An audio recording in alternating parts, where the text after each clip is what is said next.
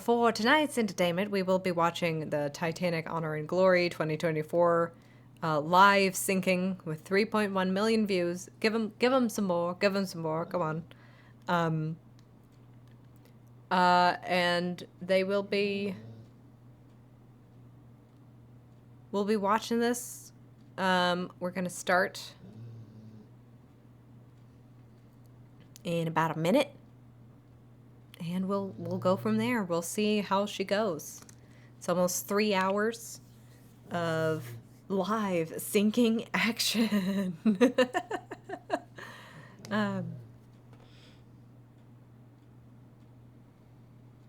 waiting. We're waiting. We're waiting. We're waiting. We're waiting. Oh, here we go. We shall begin.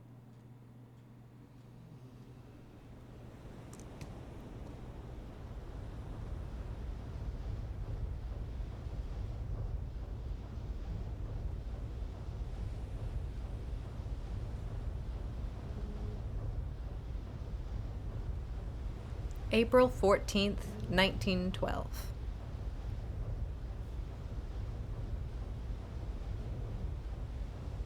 11:35 p.m., just like it is now, if you're on the East Coast.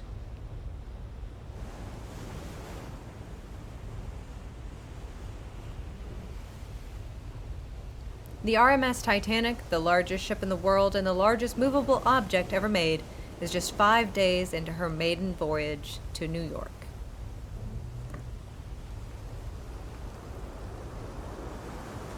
Fantastic soundscape, too.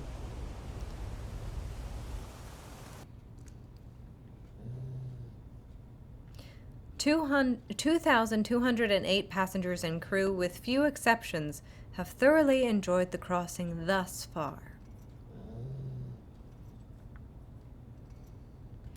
This night in particular is described as the kind of night that made one feel glad to be alive.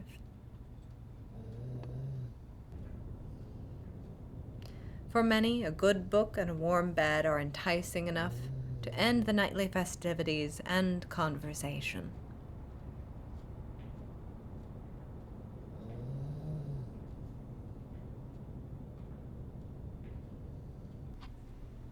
Ah, gorgeous chandelier.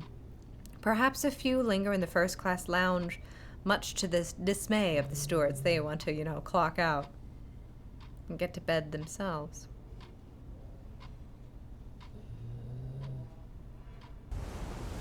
Meanwhile, nearly 100 feet above the Atlantic, lookouts Frederick Fleet and Reginald Lee keep watch. There they are. You can see them. They have been told to keep a sharp eye out for ice. Yeah, you should also keep a sharp eye out for ice now in the United States.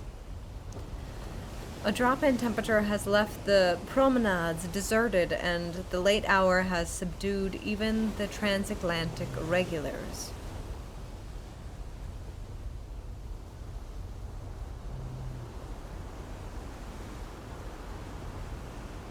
But an arrival in New York just 2 days out fills Titanic's corridors and cabins with anticipation.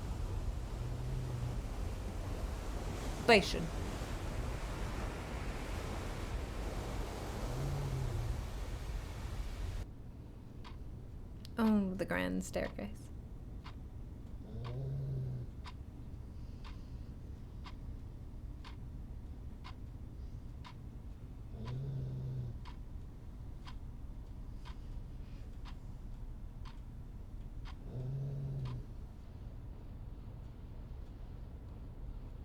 Don't put a clock in there. The clock is making me feel all antsy.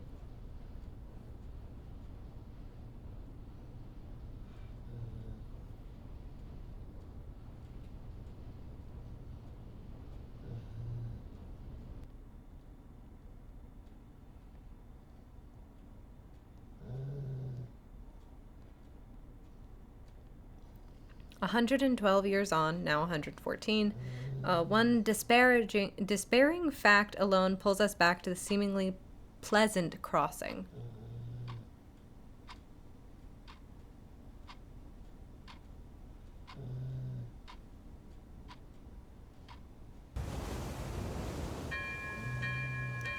Titanic will not survive the night. What did you see? Iceberg right ahead. Thank you. Iceberg right ahead, sir. Hard to stop it!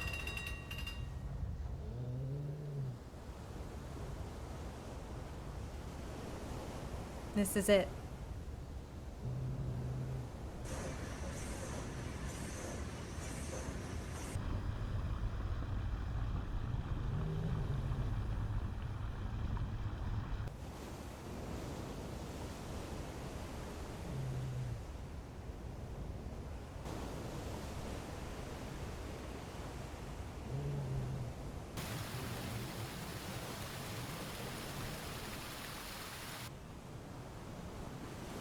It almost feels like it misses it. It's 11:40 right now. Titanic grazes the side of an iceberg, opening small seams between her hull plates. She instantly begins taking on water.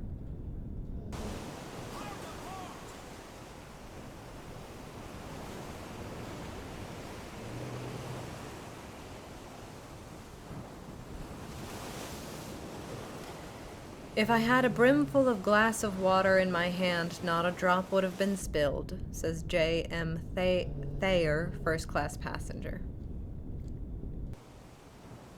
It seemed to me like scraping and tearing more than a shock.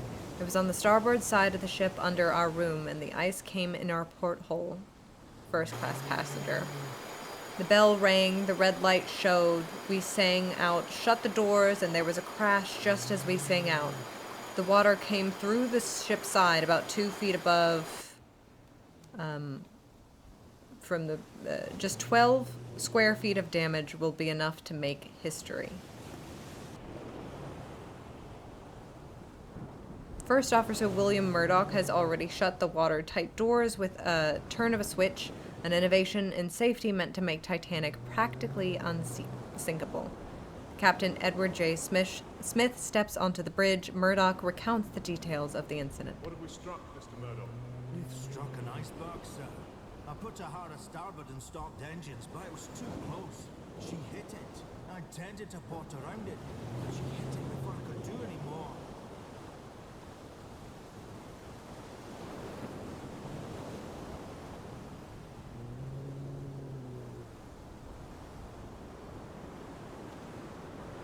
Engines at half. Fourth Officer Joseph Boxall leaves the bridge to inspect below decks.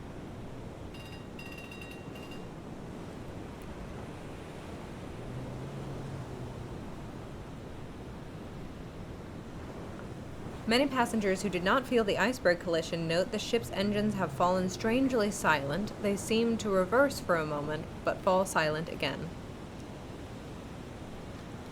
The dancing motion and the vibrations ceased suddenly after being part of our very existence for 4 days, and that was the first hint that anything out of the ordinary had happened. Lawrence Beasley, second-class passenger.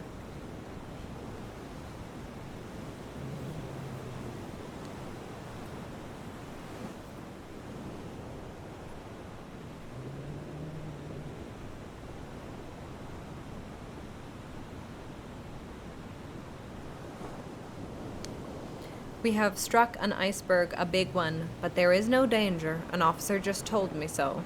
Harvey Collier, second-class passenger.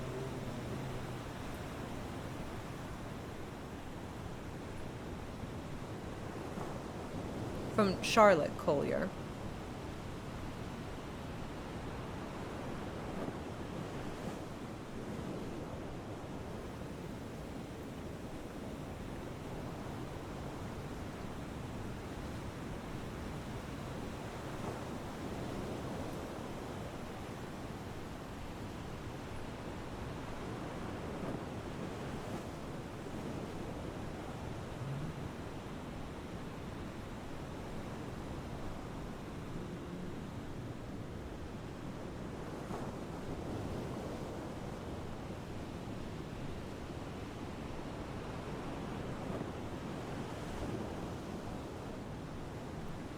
The ship's engines are set to slow ahead.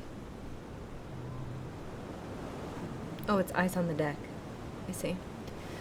Crewmen emerge from their quarters to investigate the commotion and find the forward well deck littered with pieces of ice. They return to bed, cursing the iceberg for disturbing them.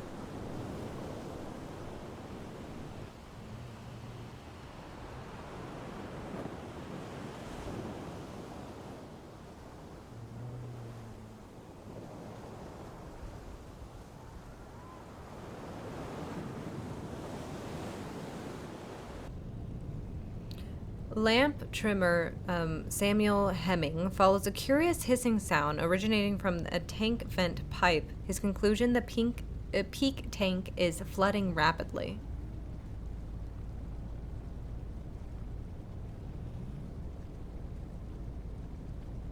Things, it's stuff.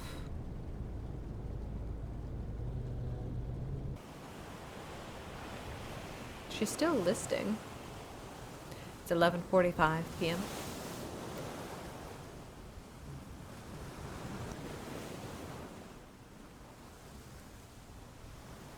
Following the brief excitement of passing the iceberg for many, it's the first iceberg they've ever seen.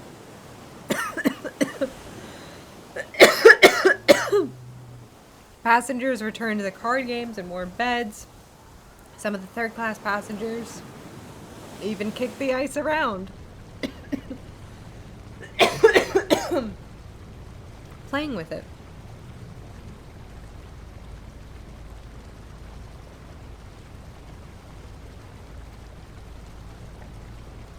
Ooh.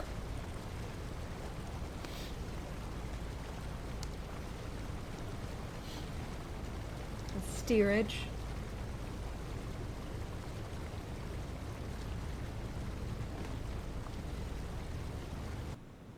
Stop engines. Titanic's engines are shut down for the last time. 15 minutes after impact. 16. 6, actually. J. Bruce Ismay, managing director of the White Star Line, finds Captain Smith on the bridge and asks if the ship has been seriously damaged. Smith answers, "I'm afraid she is." I'm afraid she is. Language, in the Victorian times, they used to downplay a lot of things. With excess steam building in the boilers and nowhere for it to be used, it began escaping through safety valves at the tops of Titanic's funnels. That skybox is gorgeous, though. The noise is deafening. Passengers retreat to the quiet of their cabins, while crewmen struggle to communicate on deck. A poor start to what will soon be full-scale evacuation.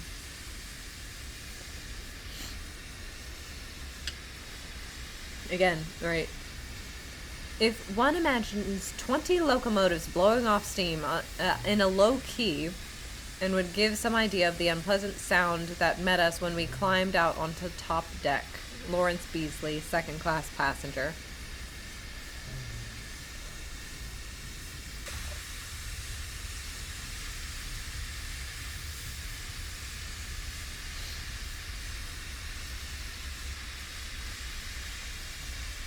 Two stokers, who had slipped up onto the promenade deck unobserved, said to me, "Do you think there is any danger, sir?"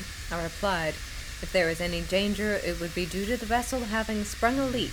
You ought to know more about that than I."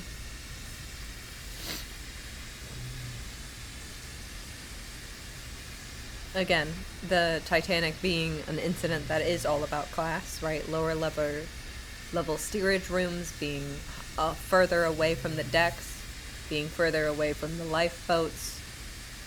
And then, of course, the more you are not on the deck, the less of a chance you get of getting into the lifeboat and surviving the night.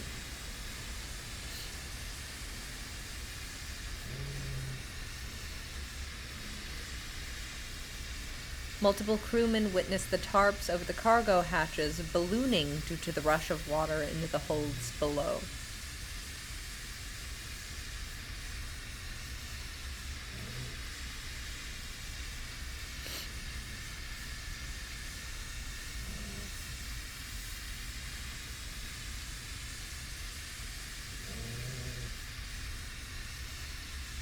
And just the hum in the background. And her pretty floors were already covered.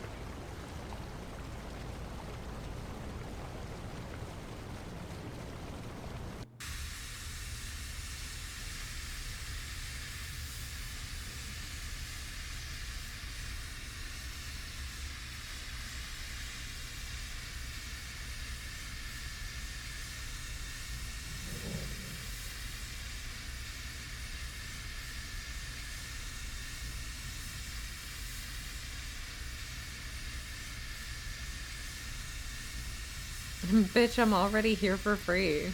It's 11:50 p.m. Officer Boxhall returns from his inspection, having found no evidence of damage. Clearly, he did not reach boiler room number 6, where water has already reached 8 feet above the floor plates.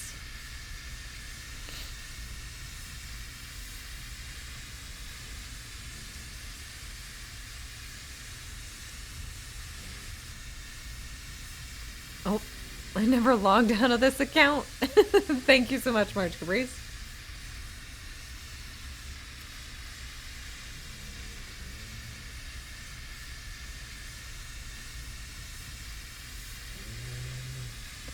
The ship's carpenter reports water in the first 3 holds. Captain Smith leaves the bridge to investigate.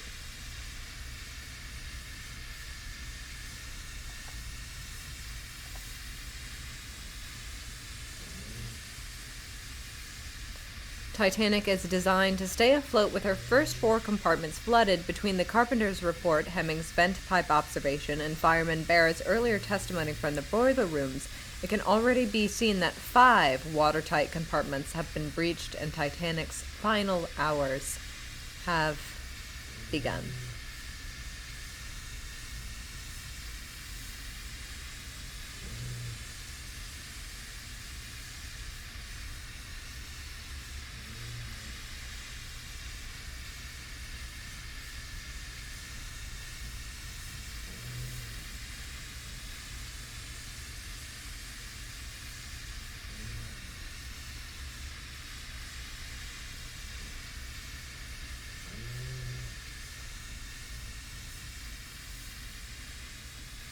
Lights go out in the boiler rooms.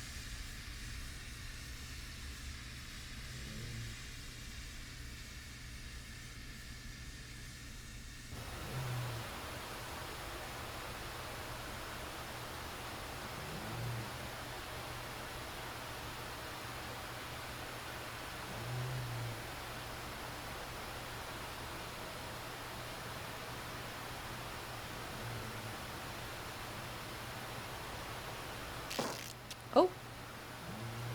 God, that scared me.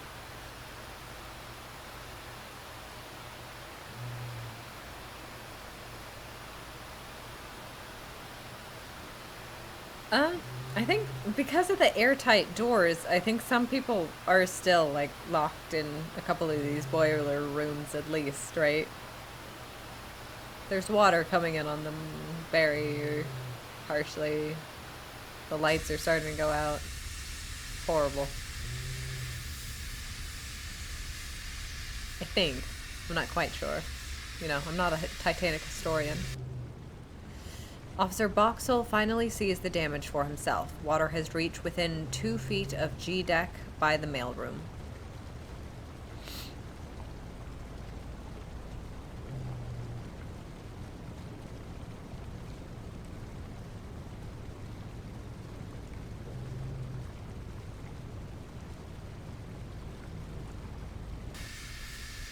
And the hissing it never stops, does it? Well, I can see why people are leaving the deck. As I went downstairs, a confirmation of this tilting forward came in. Oh, I could not see any visible slope of the stairway. It was that one went kind of fast. Oops. I think that was about, like, you could already feel, like, the tilting, right? The listing, right? She's listing.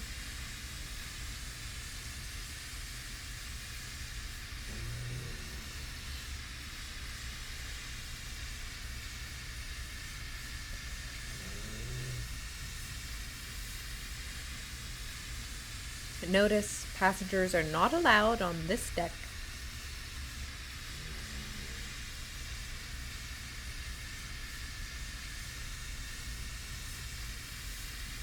Is this a bug? Did I just get a bug? Ugh!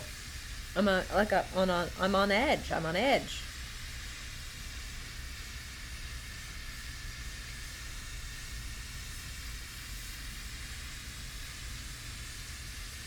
The chairs still haven't fallen over though. It's 11:55, if you didn't know.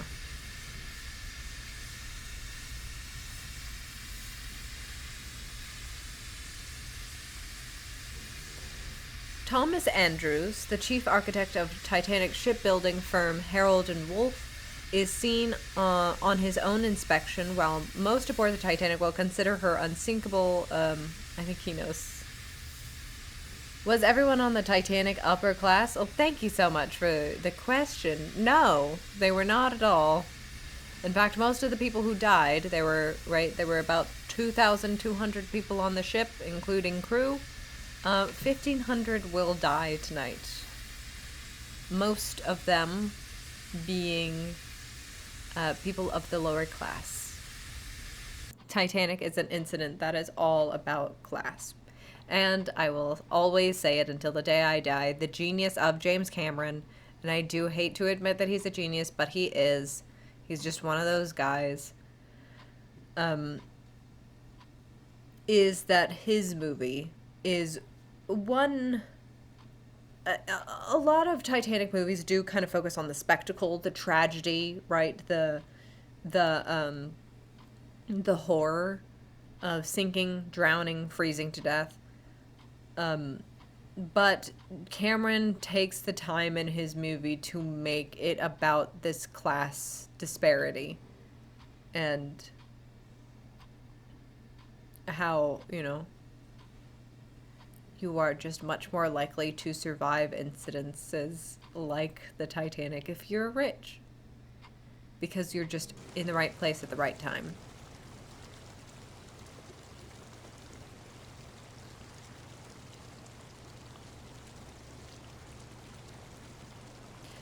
The order is given to prepare the lifeboats for lowering. Titanic's 14 lifeboats, 2 emergency cutters, and 4 collapsible boats provide space for roughly half of the 2,208 aboard if filled to capacity. They should have made it an upper-class exclusive event. That would mean it would be like a Disney cruise or something. These 20 boats are actually more than are required by law, and more than Titanic will have time to launch before the night is over. So there are 20 boats, and they don't even do all of them.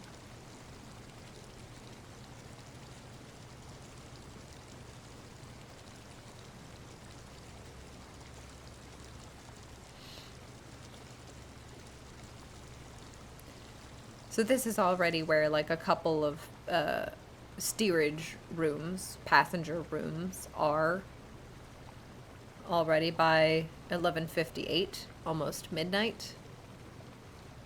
Somebody might hear water trickling into their room. If they swung their feet over the bed, they would touch down into frigid water.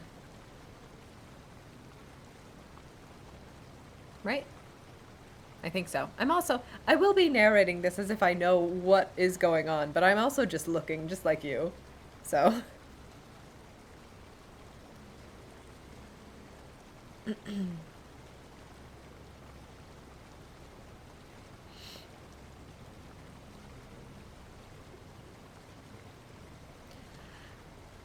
Well, and I will also use this time to go on my little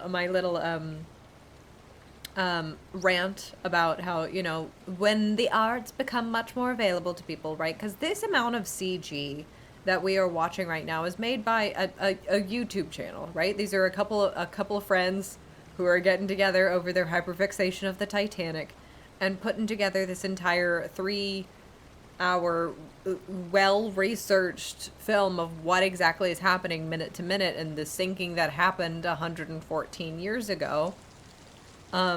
And, like, at the time that the Cameron movie was produced, CGI was something that was only...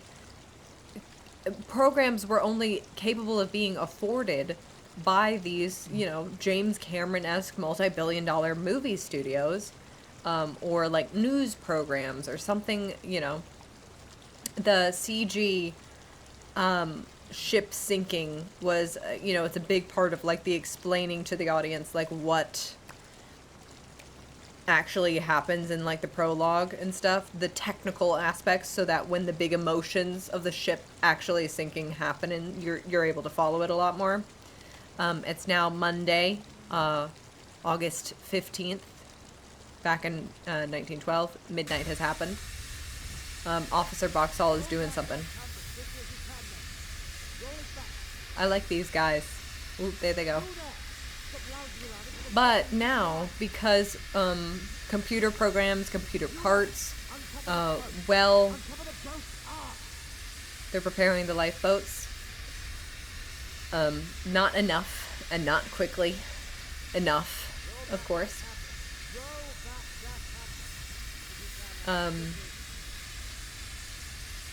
But making these computer parts and making these programs available to so many more people is getting a lot. Around 12 p.m. I felt cold water coming into my bed. Julius Sapp, third-class passenger. Into your bed, you're woken up by frigid, ice-cold water slamming into your cheeks.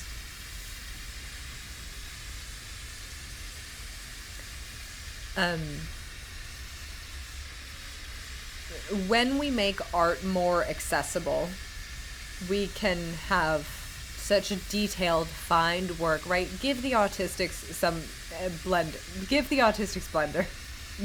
Because this is what we get from it, okay? So this is lifeboat, I'm going to call it number 1. She's ready to go. A lot of them will not be, though, however.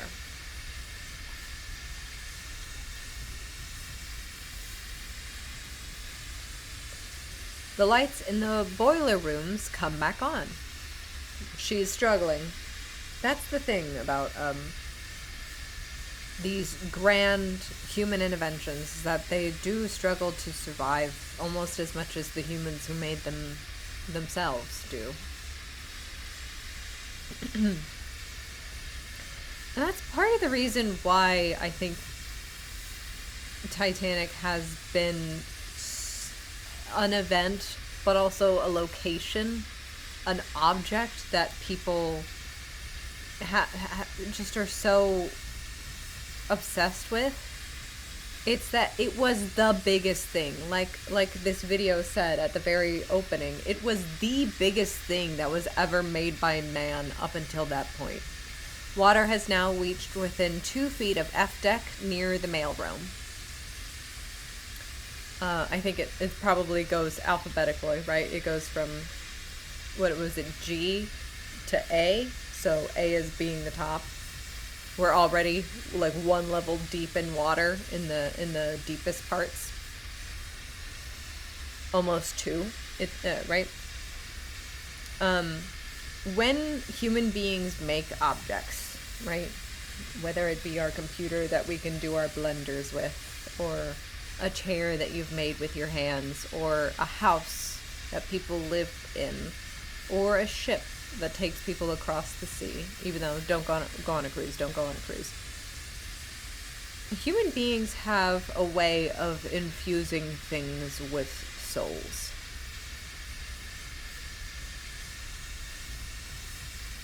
And it's like, I hate to see abandoned houses, right? Because it's almost like the houses are screaming at you like, I need someone to take care of. I need someone to house. I'm here to be a house. I'm here to be a home. Please put someone in me. Put someone in me. Captain, my wife is not in good health. She has gone to bed, and I don't want to get her up unless it's absolutely necessary. What is the situation? Colonel Astor, you better go get your wife up at once. I fear that we may have to take to the boats.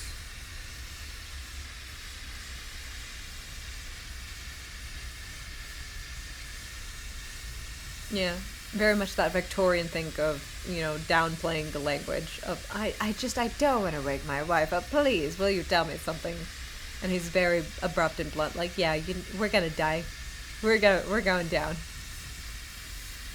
But yes, things made by human beings tend to have a soul.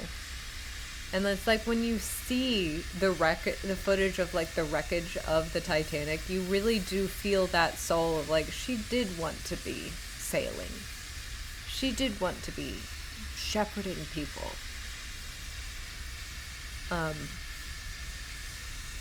By this time, deckhands are seen beginning the laborious process of uncovering and preparing Titanic's lifeboats, between removing the canvas covers, stowing the portable guardrails, loading the boat's provisions.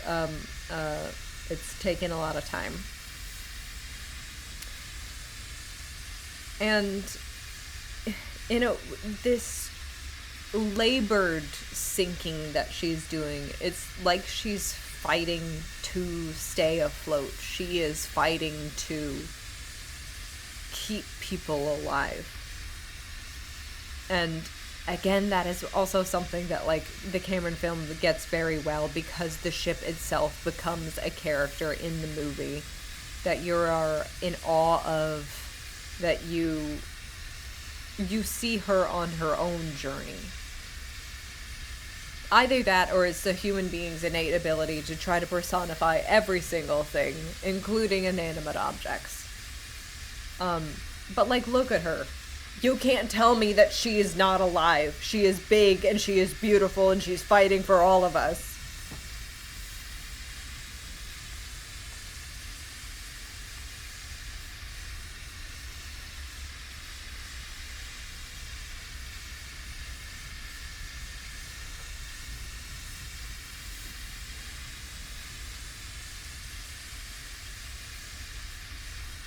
Yeah.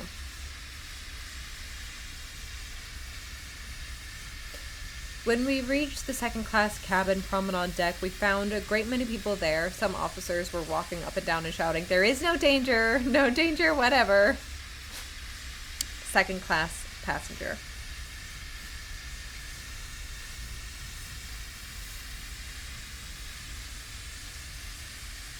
Charlotte Collier.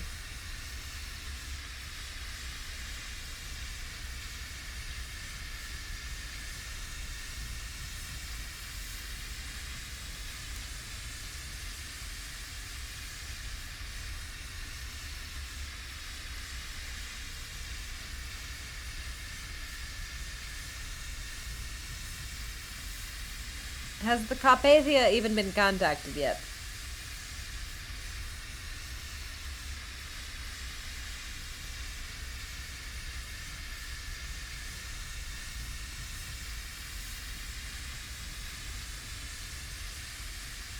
God, the hissing still. Always with the hissing. I guess the hissing will be here the whole time, huh?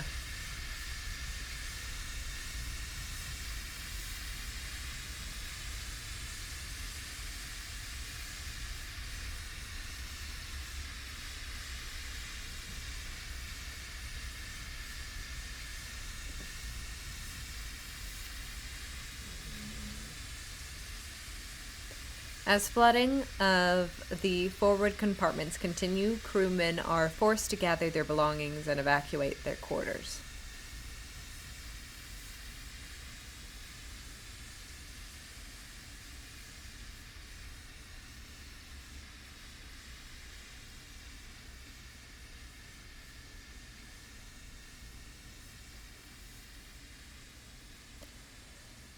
Everything would look so beautiful if it weren't for, very much like an iceberg itself, a lot of stuff is happening under the water.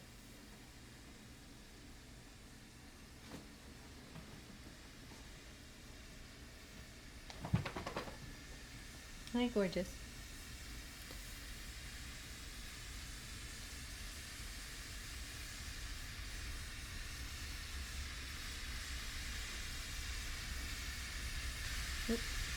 Oop. You cannot sink this boat. No matter what we have struck, she is good for 8 or 10 hours. Charles Hayes, first class passenger, from Arthur Cukin, which means he will not be surviving the night.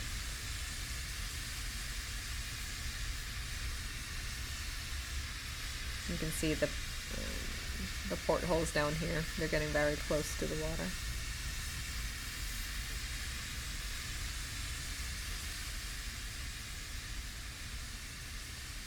It's now 12:10 a.m.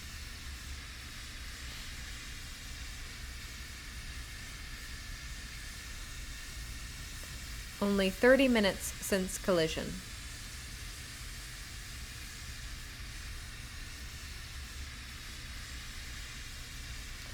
Water is seen nearing E deck after fully flooding the post office.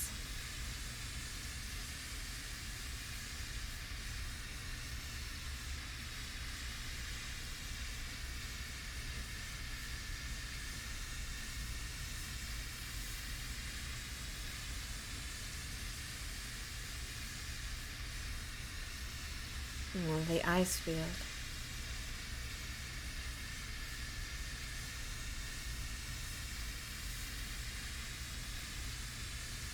It is already tilting forward very drastically.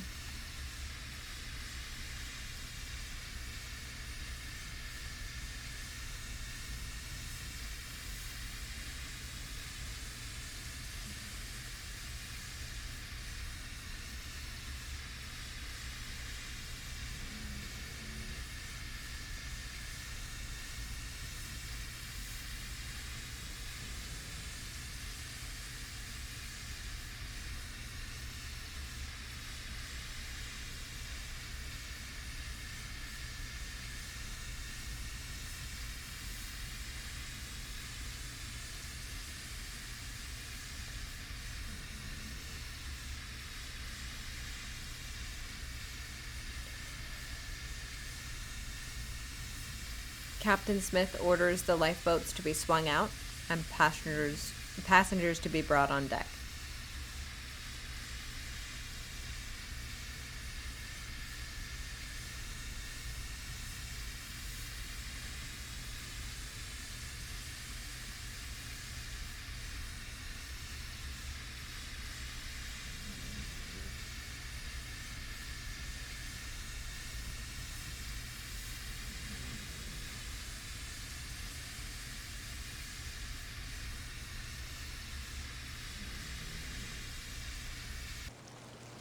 Oh, here we are. Finally, like a reprieve from the hissing. Not that we want to be here, you know. What is this? Probably thigh deep in ice cold water.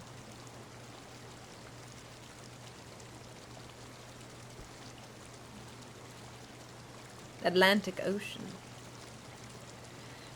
We are in the north and were struck by an iceberg. It does not amount to anything, but will probably delay us a day getting to New York. However, as a matter of form, the captain has ordered all ladies on deck. Lucian Smith from Eloise Hughes Smith, which means that Lucian will not be making it through the night.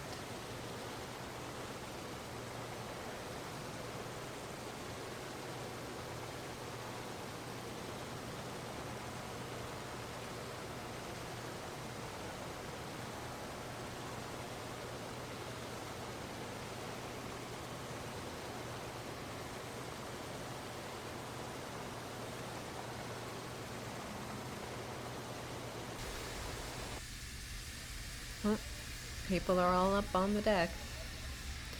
Stewards began waking passengers and sending them to the boat deck with life belts.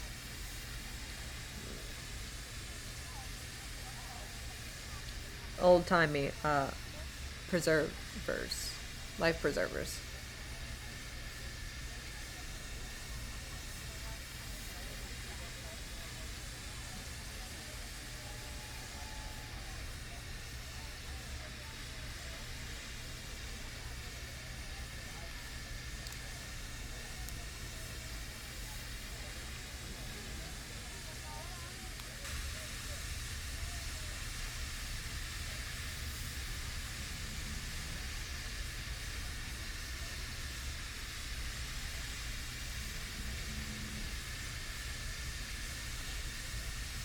Around this time, the ship's orchestra, led by band leader Wallace Hartley, begins playing music to keep up spirits. These men are unaware they are beginning one of the most famous concerts in music history.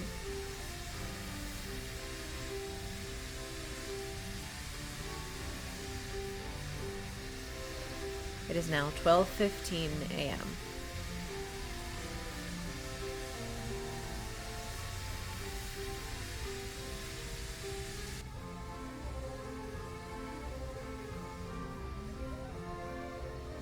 Still hear the hissing.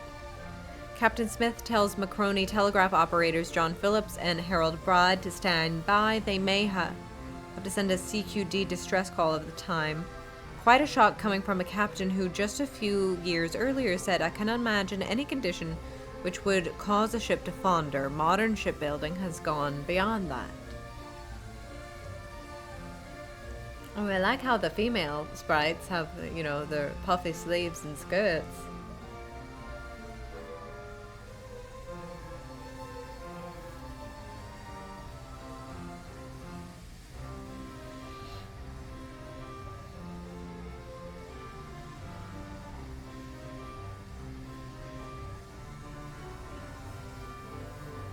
Anybody know any hymns? Have you heard this new one?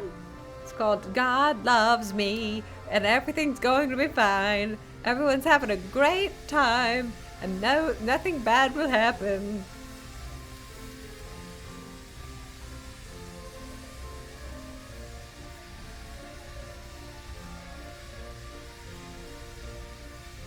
Well, this might make me go crazy.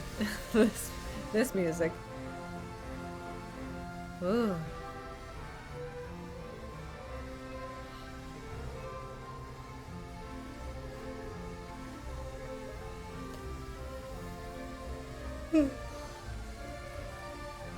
Impending doom with this soundtrack? How could you possibly survive it? Oh my god.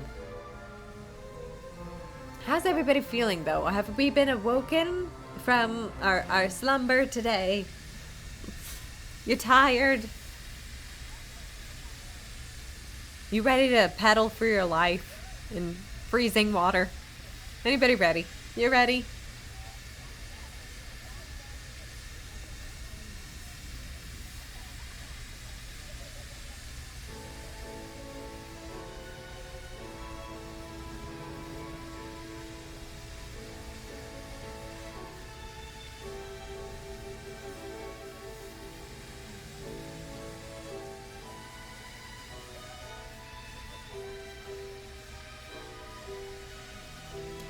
I asked, "What is the trouble?" He said, "Tie on your lifebelt and go to deck at once." I said, "Have we time to dress?" He said, "No, madam. You have time for nothing." Nellie Becker, second class passenger.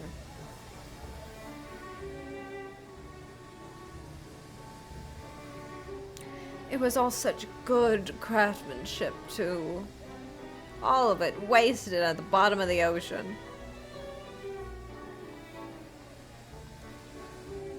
You don't find old growth wood like that every day. Anymore. Not anymore. For good reason, yes, I understand, but...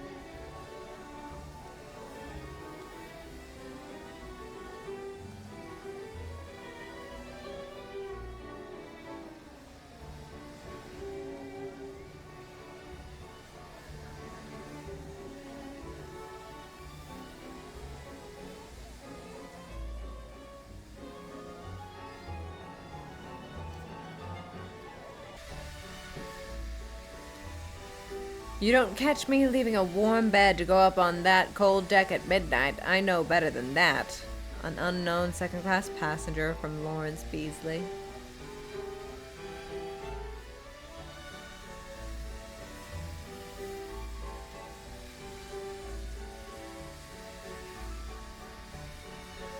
It is now 12:20.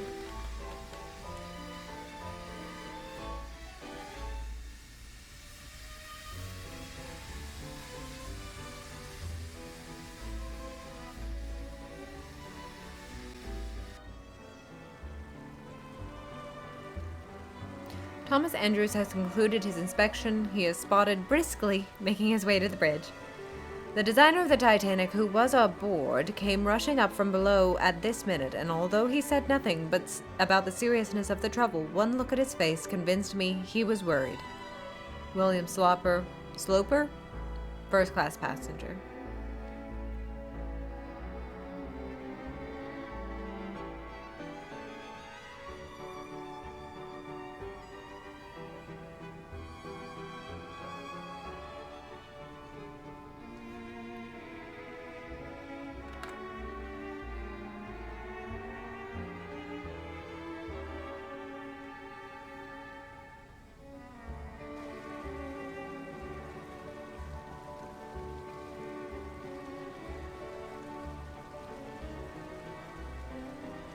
Again, it might make me go crazy. So this is water that's already on, like, the upper decks. Oh.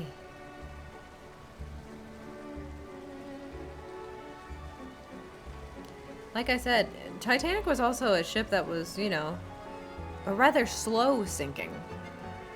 Most other more famous ship sinkings, they were usually ships that were sunk in times of, like, war and stuff, so they were hit with torpedoes, right, explosives and stuff, as opposed to crashing into an iceberg. A couple tears in the hull. Andrews informs Captain Smith that Titanic is sinking by the head and has roughly 1 hour before she will hit ocean floor. His assessment is slightly pessimistic. She will miraculously last 2 hours. Like I said, she is real, and she is a person, and she wants to make sure that you're okay. She is trying her best to make sure that you don't freeze tonight.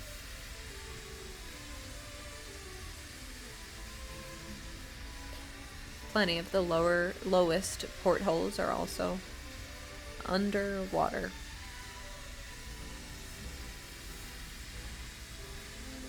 I forgot what I was saying before that. I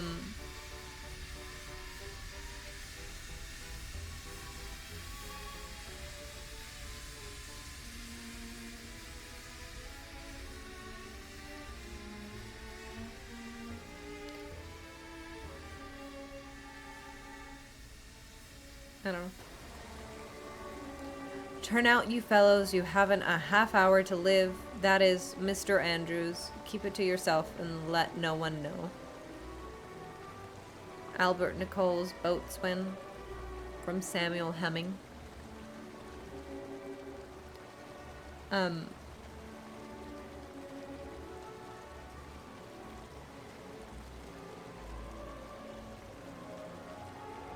these dastardly gates.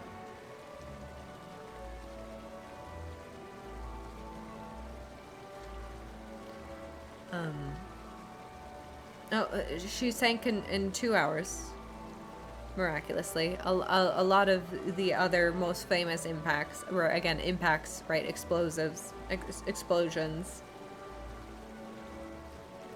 in times of war, and had much less time to get out, but still, because of the Titanic and because of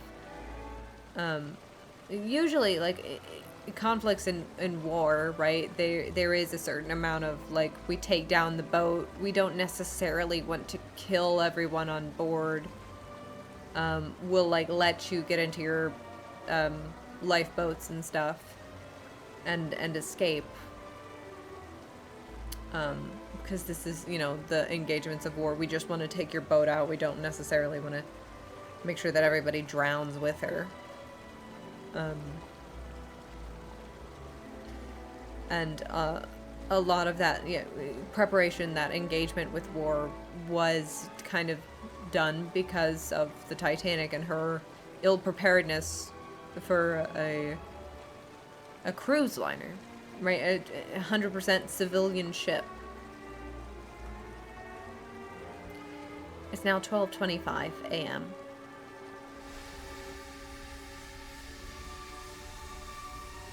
Captain Smith orders the boats to be loaded with women and children.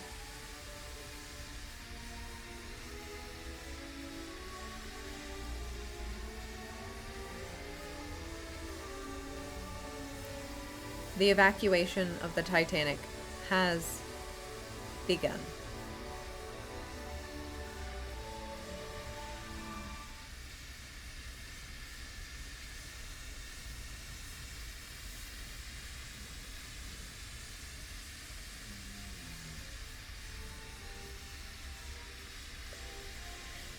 Captain Smith gives Phillips and Bride the ship's position and the go-ahead to call for assistance. Unfortunately, the coordinates given are roughly 20 nautical miles west of Titanic's actual location.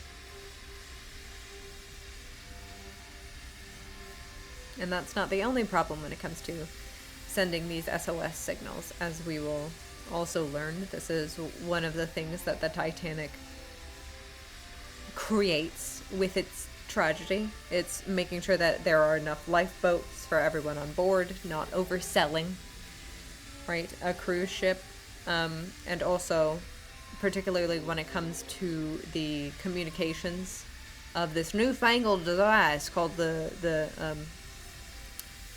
BBB, the radio technology, right? The SOS, the Morse code maker. CQD DE MGY position 41.44 degrees north, 50.24 degrees west.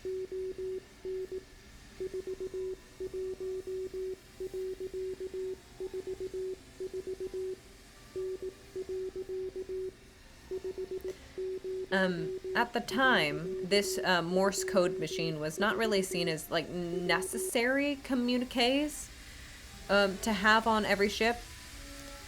Titanic's first distress call is received by Frankfurt, 140 nautical miles away, Mount Temple on the other side of an ice field, and La Provence, 600 nautical miles away. None are close enough to reach Titanic in time for rescue. And if this is the first Carpathia mention, I'm gonna start crying. Understand that when Carpathia comes on screen, I'm gonna be bawling. Ooh. But the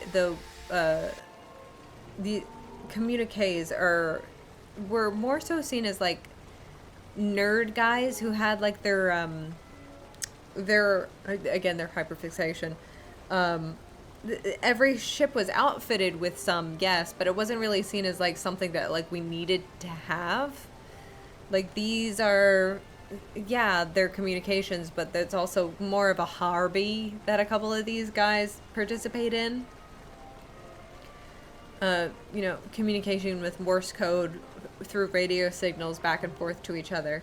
And that's why the closest ship to the Titanic, the Californian, which was still within the ice field of them, but only a few tens of miles away. The one Titanic survivor interviewer that I saw says that she could see the outline of this Californian ship. It was that close. But because this new technology, this radio technology, was seen as not like a necessary thing for communications between ship, it was just a hobby of select guys that were there. They had turned it off and gone to bed for the night.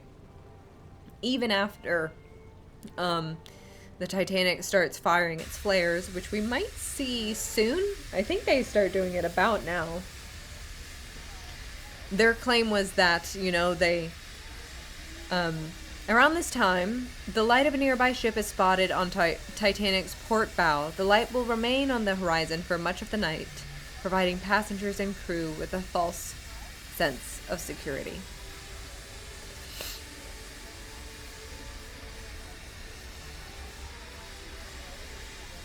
Ladies and gentlemen, your attention, please. That's right. Come towards me.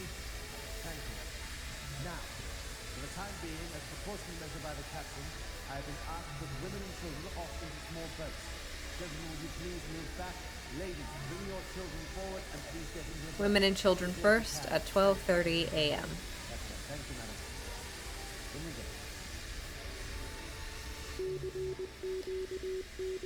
CQD here, position, again, require assistance. MGY.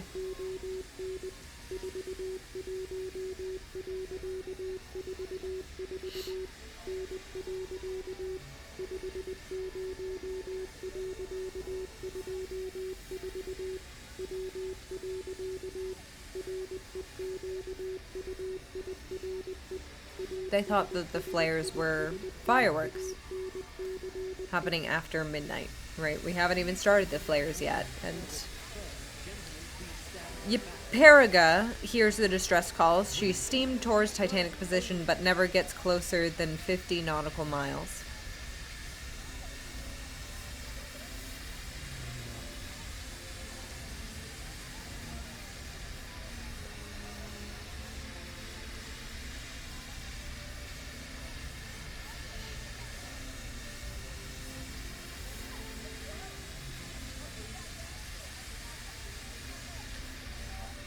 We've dressed up in our best and we're prepared to go down like gentlemen. Benjamin Guggenheim, first class passenger.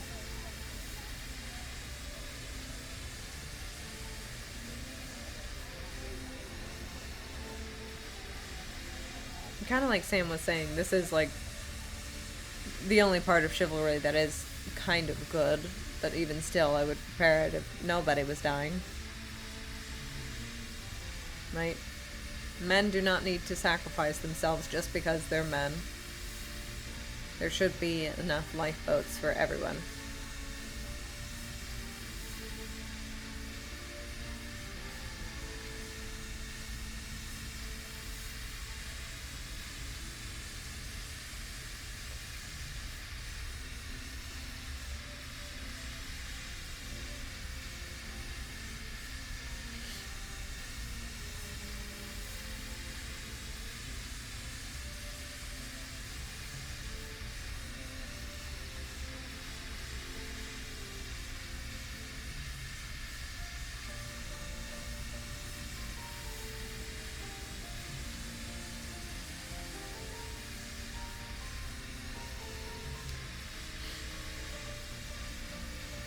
Carpathia, still no mention yet, so we're dry-eyed, and that's fine. Carolina is reached by wireless. She is 728 miles away. Oop. Let's see if we can... No, too great a distance to reach the Titanic in time. We need to make sure that we're still timing it right. That's why if there's anything that like I've read before that I've kind of just skipped, I want to make sure that the timing is correct.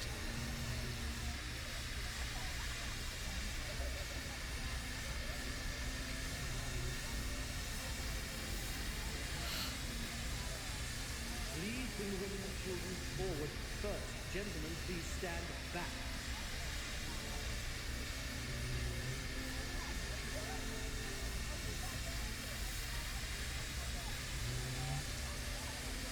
Please bring the women and children forward first. Gentlemen, please stand back.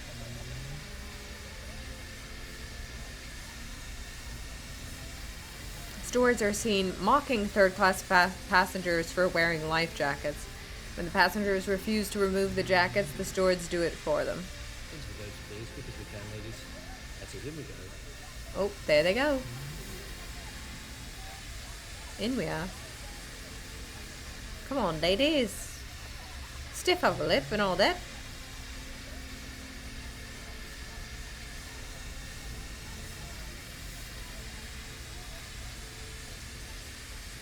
Please bring the women and children forward. Gentlemen, please could you stand back?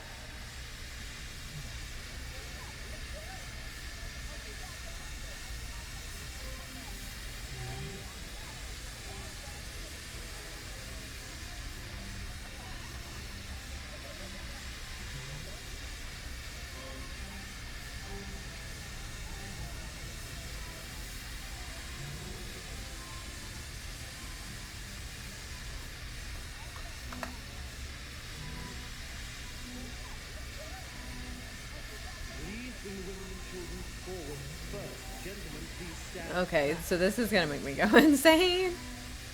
Officer Boxall shows Captain Smith an update position and is told to take it to the wireless room. The coordinates are some.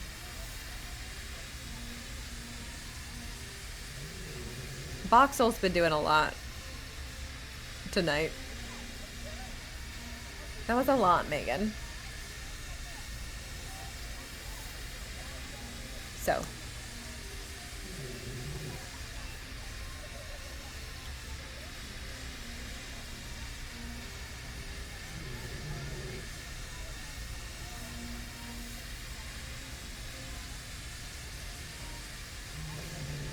Asian is reached by wireless. She is 325 nautical miles from Titanic CQD, too great a distance to reach the Titanic in time. So we're hitting every single one of them, and all of them are too far away.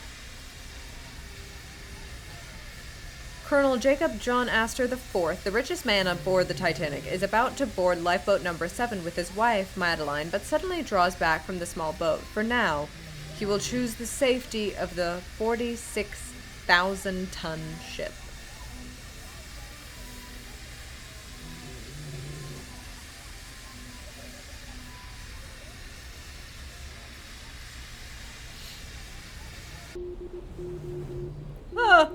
The RMS Carpathia, do you know that Cape Cod is sending a batch of messages for you? Yes, she is. Look.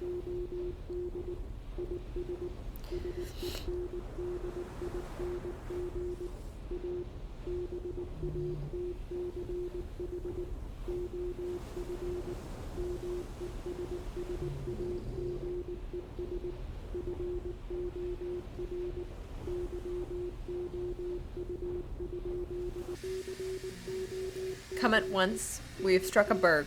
It's a CQD OM position and their coordinates.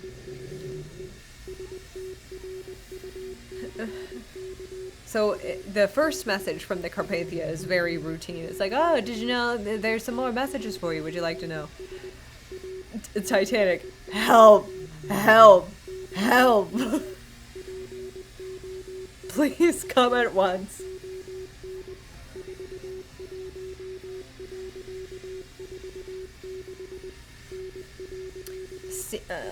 What does CQDOM mean? What does that stand for?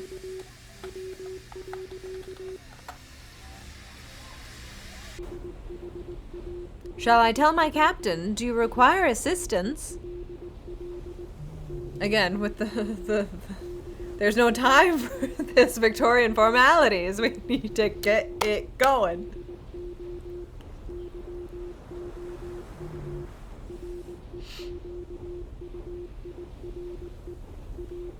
CQD is one of the first distress signals adopted for radio use.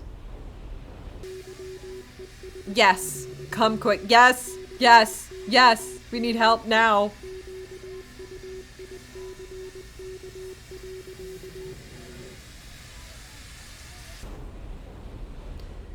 Baltic gets reached through Coronia. She is 243 nautical miles from Titanic and will soon begin steaming towards her CQD position. Burma is also reached. She is just 107 nautical miles away. Neither ship is close enough to reach Titanic in time. So quite a lot of people tried.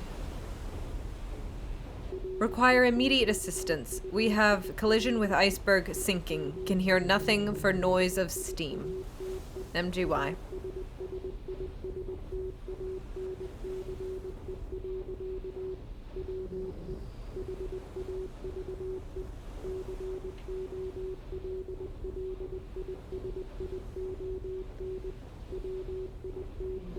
Distress.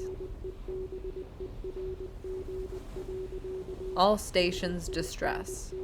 That's what CQD stands for. It is now 12:40.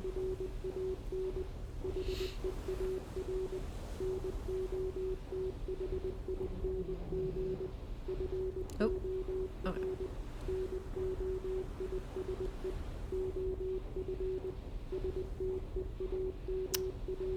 Sorry, we're gonna move this out of the way. Oh boy. Here it starts. Lifeboat number 7 is the first launched. Floating capacity 65. Contains approximately 28 people.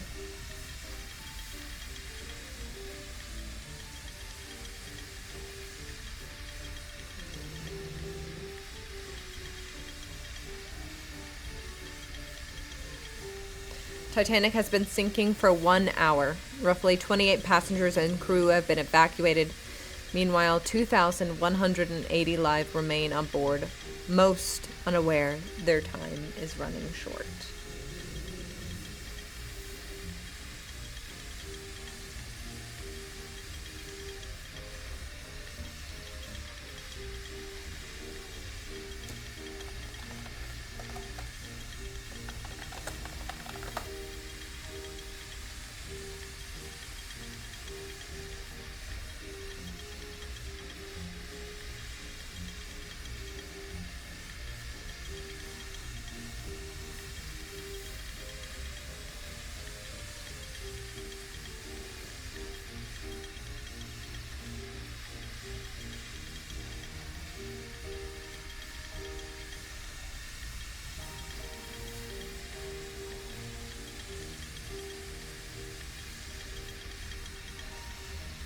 Well, we put all the women in that was there, and children, up to that time.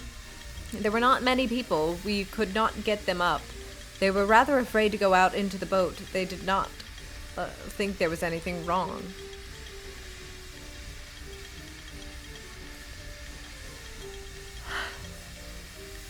This is so agonizingly slow.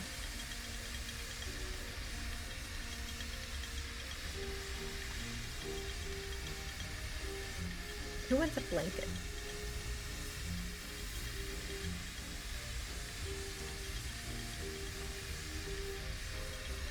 Look at the portholes. The portholes are half covered in the front.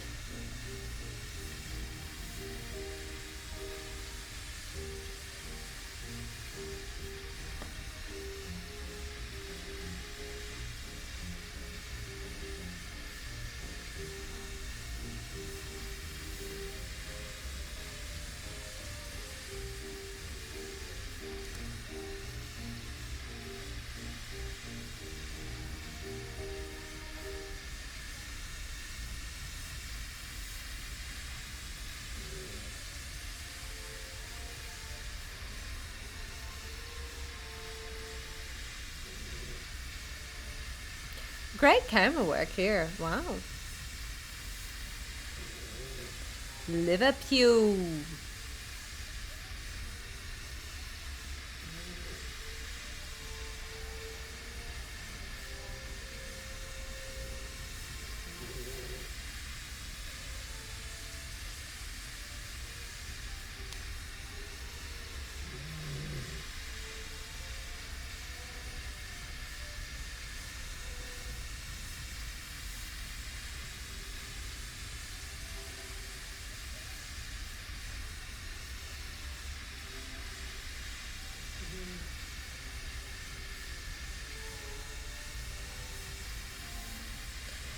Murdoch said, "You go in charge of this boat. I do not like the idea of going away at all because I thought I was much better off on the ship." He shook hands with me and said, "Goodbye. Good luck." Herbert Pittman, 3rd officer.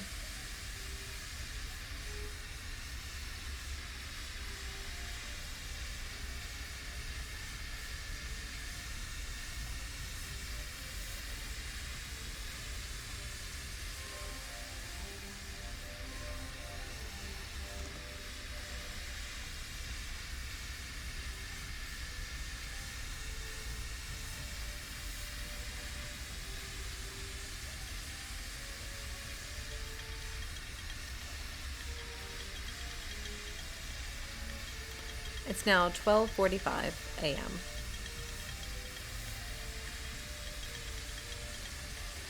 Lifeboat number 5 is launched. Loading capacity 65, contains approximately 36.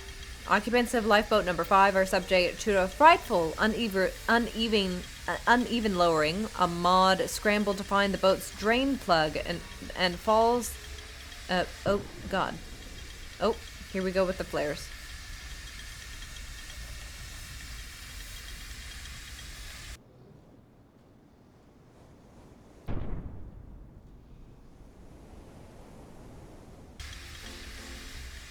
The first distress rocket is launched.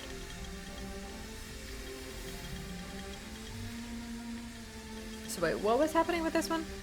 As I saw this boat lowered, containing my wife and child, I was overwhelmed with doubts as to whether or not I was exposing them to greater danger than if they had remained on board the ship. Yeah, so they're going down uneven for some reason.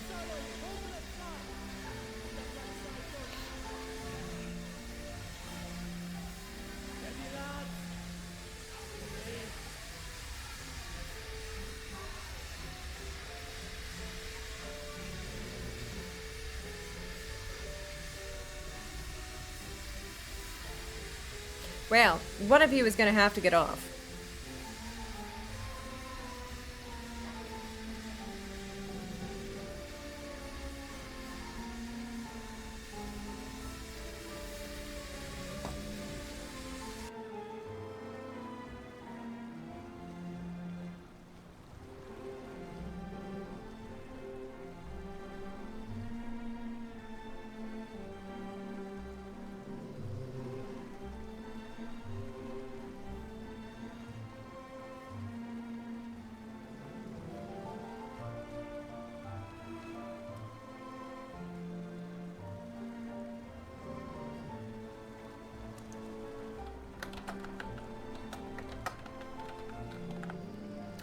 Quartermasters Rowe and Bright, stationed on the very stern of the ship, see a lifeboat off Titanic's starboard side.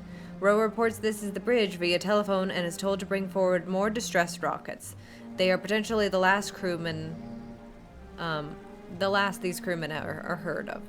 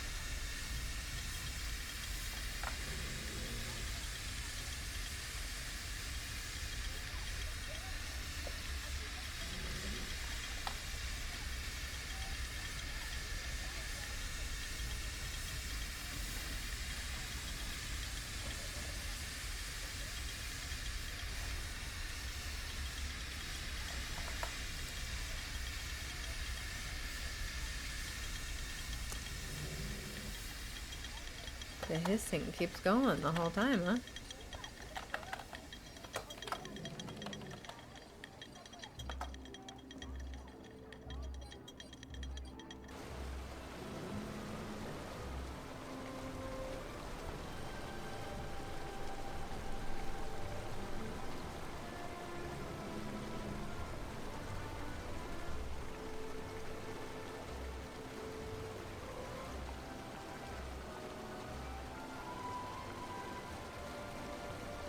Going insane. It's going insane time. It's going insane time. It's 12:50 and it's going insane time. This music is gonna make me go nuts. What the hell? Oh my god. Oh my god. Oh my god, do we not see the water? Oh my god, do we not see the water? Oh my god, do we not see the water? You all need to get your ass in a fucking boat. Enough water has flooded the breached watertight compartment that is now spilling over the bulkhead and into the next compartment. This process will repeat until Titanic is fully submerged. All this gorgeous woodworking for nothing. And for nothing. For fucking crabs. Fucking crabs at the bottom of the ocean to enjoy. And eat and stuff. They shouldn't get that wood. I should get that wood. Should have been mine.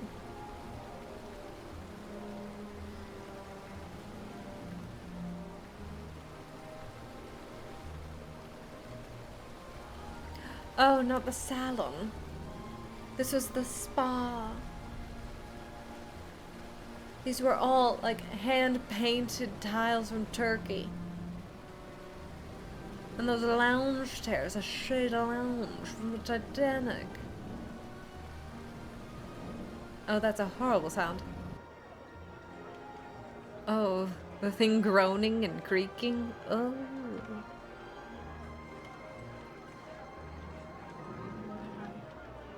Or was that Siddle snoring? Oh my goodness.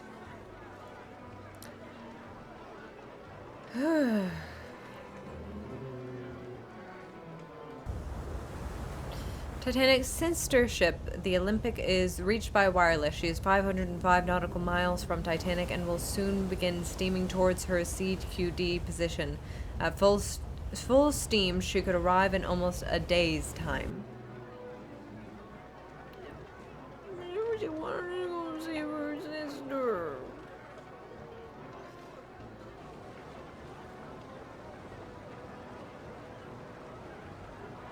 I wanted to go save her sister.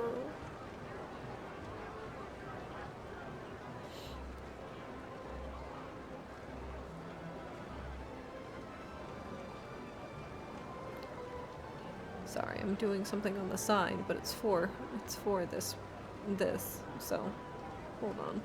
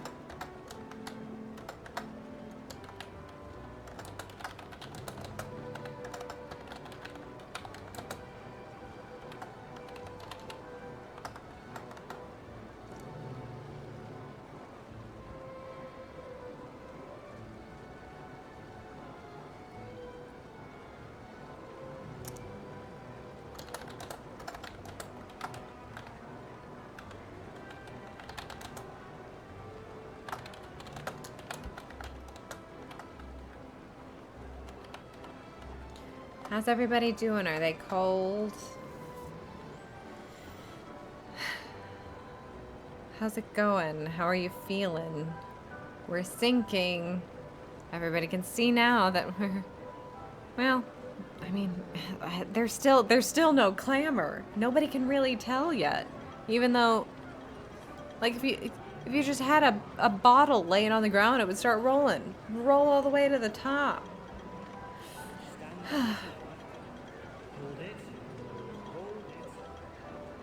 I think by the captain's estimate, right, that first lifeboat number 6 is launched. Floating capacity is 65, approximately 22 people. Why'd you go down? They were starting to fill up a little bit more, but then it was just 22 people here.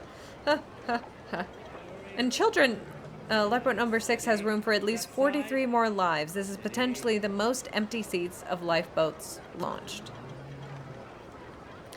It's now 12:55 a.m., but by the captain's estimate, the Titanic might have been down by now. About. Maybe like 20 more minutes. And yet still, no one even is really recognizing what is happening. Lifeboat number 3 is launched. Floating capacity 65, contains approximately 32. That's better. That's better numbers. Oh, that's better numbers. Is the Carpathia even on her way yet? Is she going? As her mad dash started?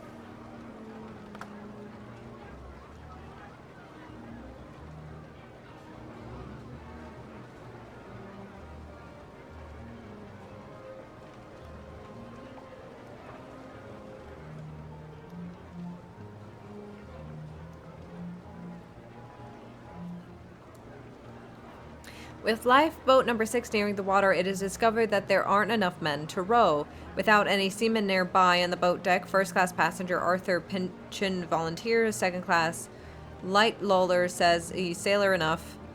The 52-year-old leaps from the boat deck to the falls and lowers himself multiple stories into the boat.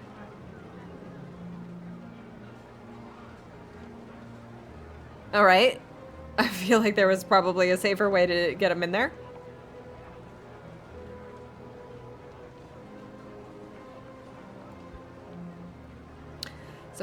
So far that's three lifeboats of the possible 20.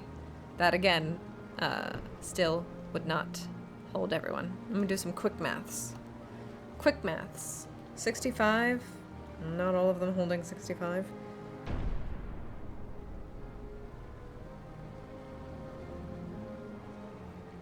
$65 times 20.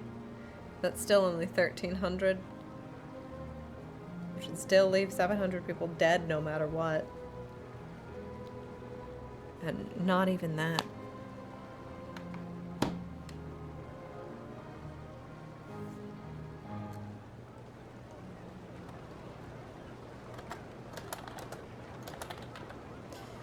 Celtic is reached by the wireless. She is 798 nautical miles away. After a little luck reaching nearby ships, wireless operator Bride suggests using a new distress call. It may be your last chance to send it. Phillips agrees, resulting in the earliest uses of SOS. Save our ship.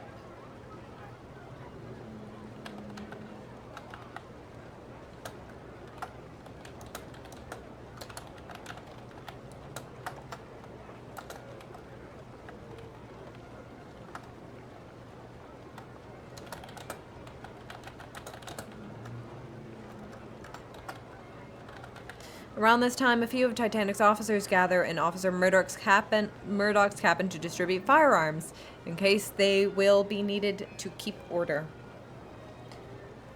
They will be. God. What a... amazing. Amazing little piece. Amazing little piece of artistic... The whole incident will not be taken... had not taken 3 minutes, though it seems barely worth that precious time. What was that talking about? Lifeboats being lowered, or...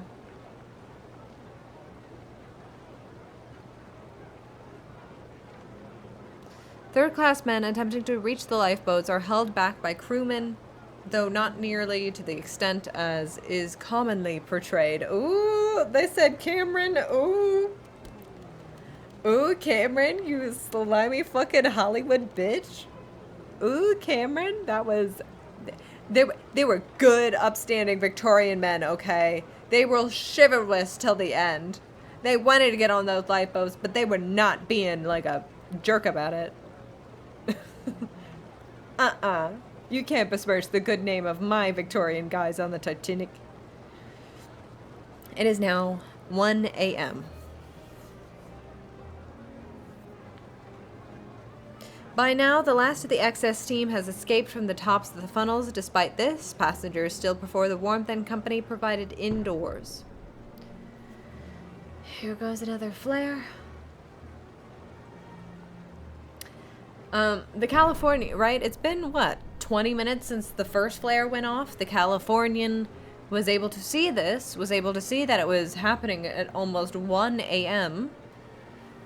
And still said, well, we thought you all were partying. What did you want me to do about it?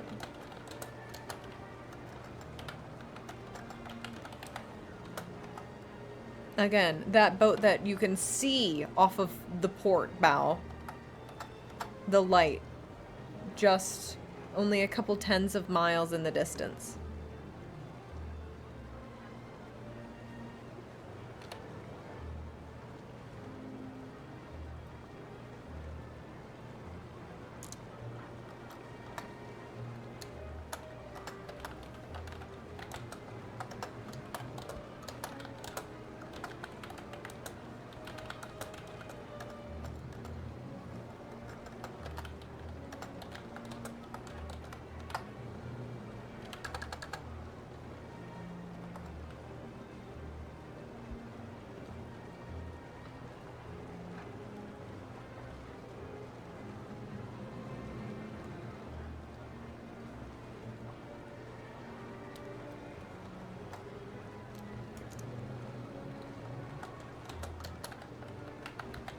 First-class passenger Ida Strauss is offered a seat in a lifeboat number 8, but replies with a smile, "No, I will not be separated from my husband. As we have lived, so we die, together." Instead, Ida and her husband, Isidore, recline on a pair of deck chairs and take in the final night of their 40 years of marriage.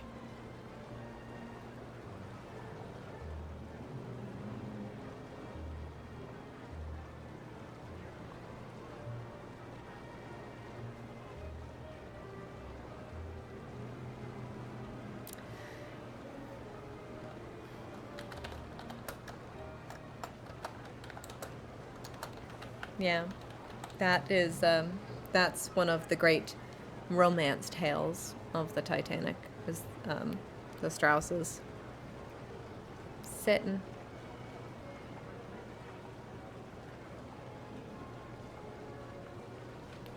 Chivalry, we want to say.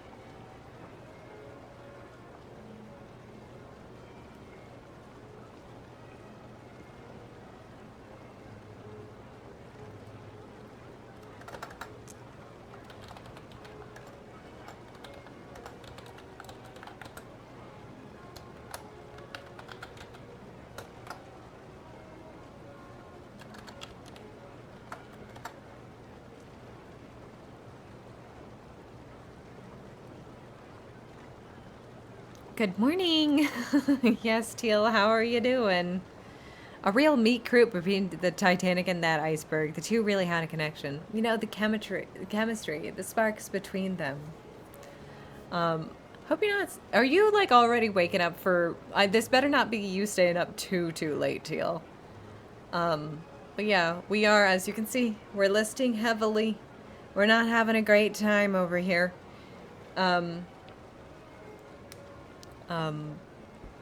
But yeah, here goes lifeboat number 8. Of course, as always, the floating capacity is 65, and they are sending only about 25. I've been waking up at 5:30, which is super fun. It's now 1:05 a.m. Hope you're doing well. I'm doing as good as you can be, you know, reliving the trauma. But, you know, it's fun. You know, the Titanic has been one of those hyperfixations that you have. Just one of those things that sticks with you for, you know, all my life and stuff. This is the first time I've ever actually, like, watched it, like, in real time, like, like, locked in time of what actually was for them, right? So, like, I'm feeling how tired they must have been. Lifeboat number 1 is launched. Floating capacity 40, contains 12. I'm feeling how tired they must have been. I've kept my fan on, so I'm feeling like a bit of a chill. Oh, what did that say? 7 crewmen are aboard.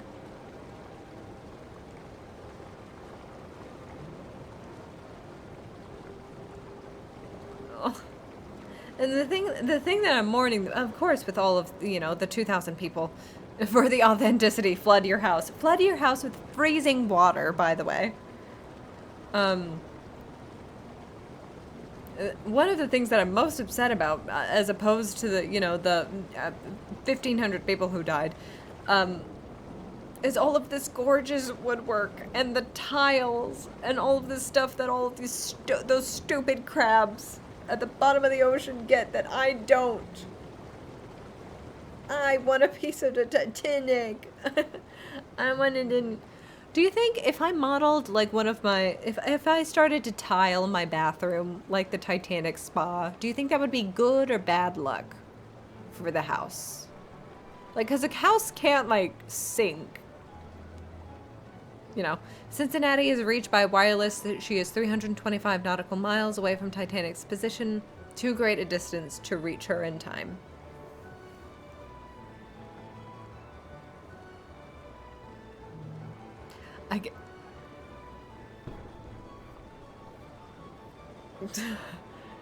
I know that the song choices are making me go insane, but do they all know that the song choices are insane?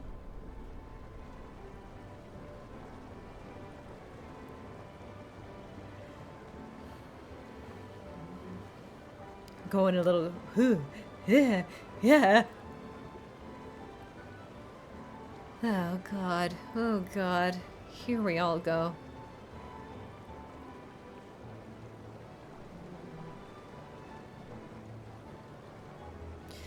An estimated 20,000 tons of water have breached Titanic's hull.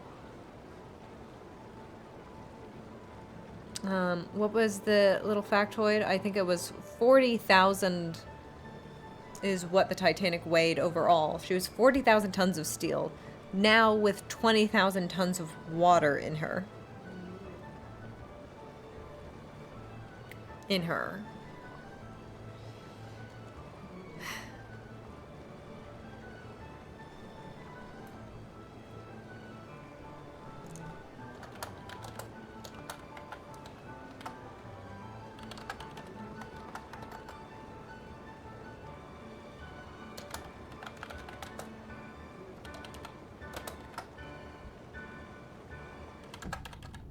Oh God. Oh no, I hate the moaning and the groaning. I hate it. I hate it. I hate it. I hate it. I hate it. I hate it. I hate it. I hate it. Oh, that is horrifying. Oh, that is terrifying. I hate this one. I hate this one. I hate this one. I hate this one. Okay. Did you like how I was looking at it the whole time as I was saying that I hate it? It depends on how authentically you replicate the bathrooms of the Titanic. Back then, they probably didn't have slip-proof floors. That's true, and most accidents in the house do happen in the bathroom, so. Exactly. But like they were hand-painted in Turkey. You know, the Victorians did have a very big Turkish like obsession. Like it was very like you knew you made it if you had like a turkey room. Not the bird, but, you know, it's now 1:10 a.m. God, look at how deep her... Is that her port or is it her bow? A terrific rush of water suddenly begins flooding boiler room number 5. The 3 men still working in the room. Only leading, fireman Frederick Barrett makes it out alive.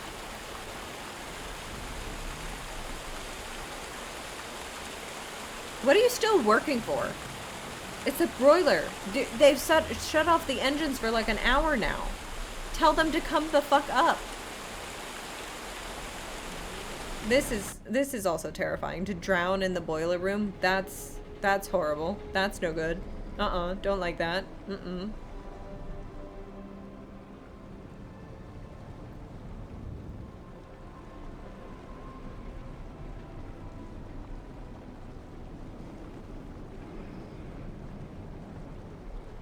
Hate that.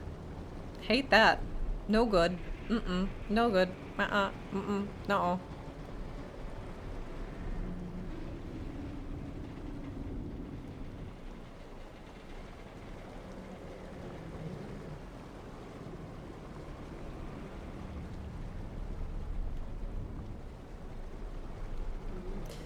Virginian is reached by wireless. She is 178 nautical miles away. Too great a distance. Well, what is within a fucking distance to reach them? Jesus Christ. I'm pretty sure that the Carpathia is already on her way. How far away was the Carpathia?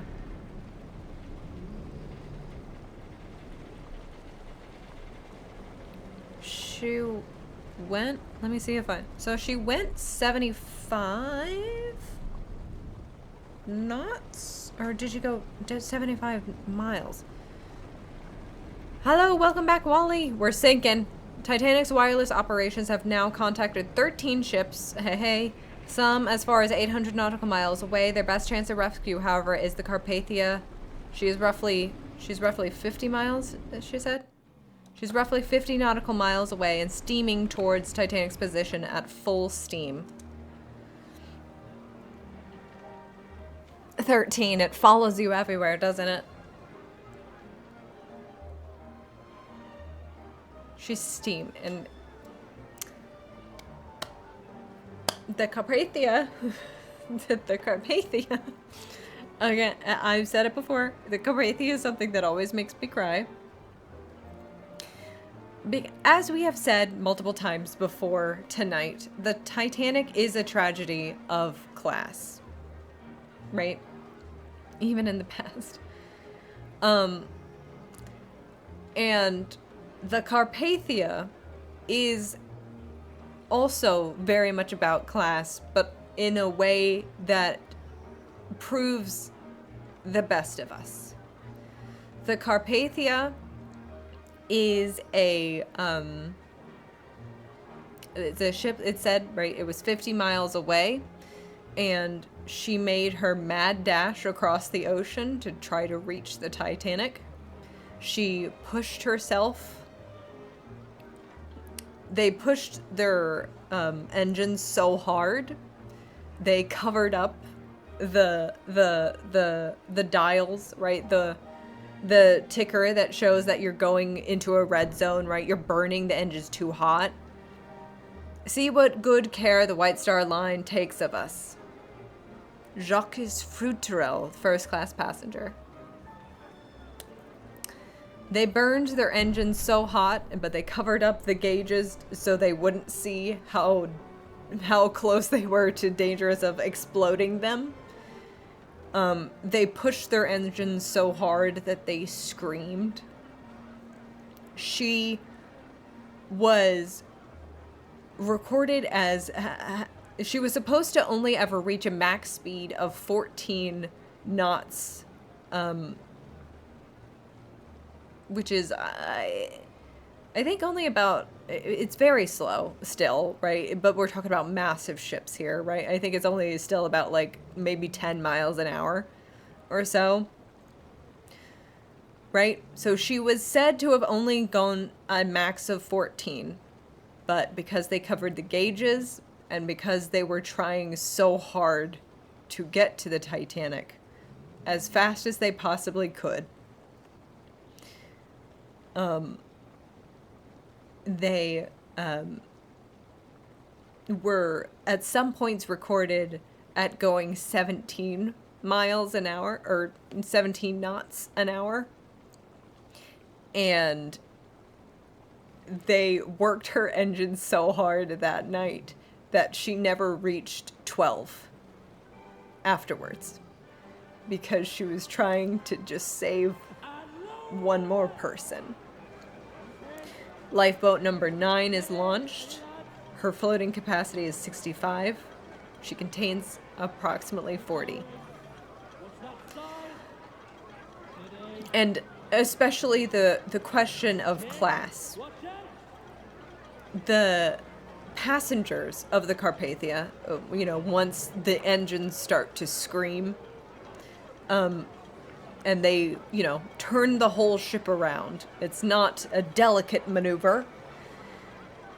They ask what's going on, and they hear that the Titanic is sinking. And passengers, this isn't, I haven't done my own research on this. I've only heard a couple TikToks. This might be wives' tale, but you know what? I'm going to go along with it just for tonight, because it's a very good story. Passengers of all classes, rich, poor, start throwing their possessions overboard to lighten the load, to just go a little bit faster, to just reach them just a little bit sooner, to save maybe one life.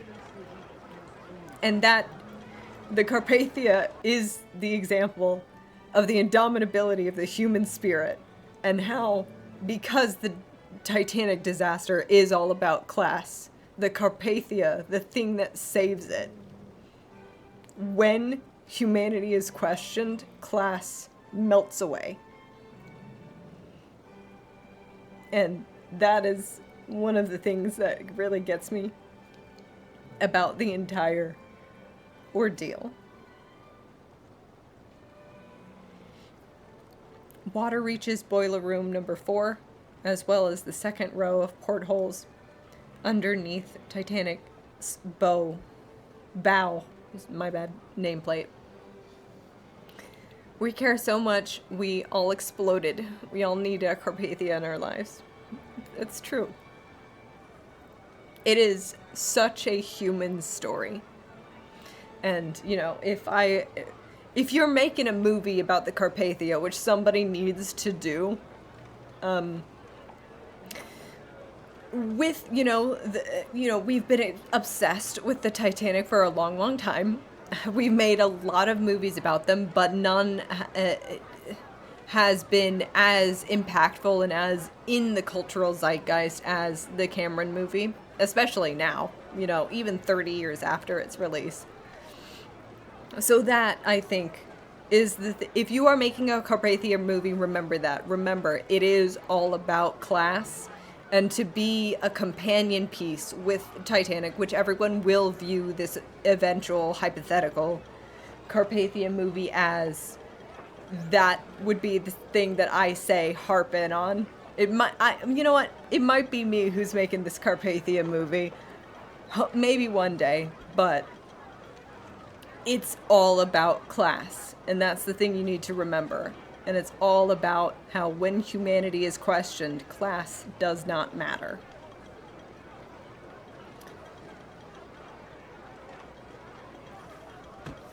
That's what hope is. At 1:19 a.m., Titanic is down to her final hour. Roughly 195 passengers and crew have been evacuated, while over 2,000 lives remain on board.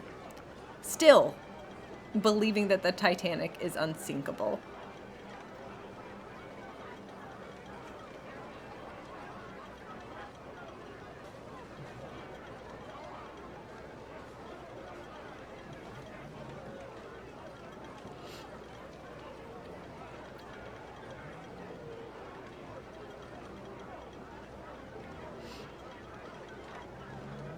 Lifeboat number 16 is launched. Floating capacity 65. Contains approximately 53.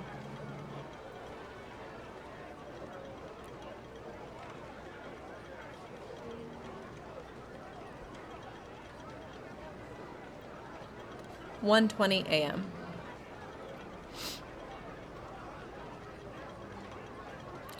Included in this lifeboat is stewardess Violet Jessup, who already endured the collision between the HMS Hawk and Titanic's sister ship, the Olympic. She will also survive this disastrous sinking of Titanic's, oh my god. She will also survive the disastrous sinking of Titanic's other sister, the Britannic, while serving as a nurse in World War I. God, these boats just hated that fucking one lady. Or I guess liked her. I don't know. I support my local would-be director's pitch. Thank you. I think it would be an amazing film.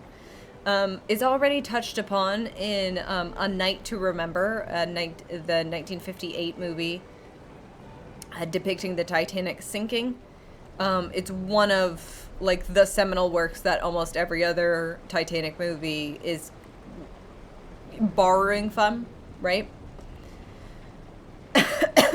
And that has a good deal of Carpathia scenes as well. So it's kind of funny that like Cameron did not do anything about the Carpathia. We've done all we can, men. Get out now. Henry Heketh, second engineer. Some of the men working on the stokehold and engine rooms evacuate. Others stay behind. The engines haven't been going for an hour. What do you think you're doing? Get out, get out, get out, get out, get out, get out, get out. Captain says, get your boats ready. Going down fast at the head. What's your position? The Olympic. The Olympic is further than the Carpathia. I think she was like still 100 and so.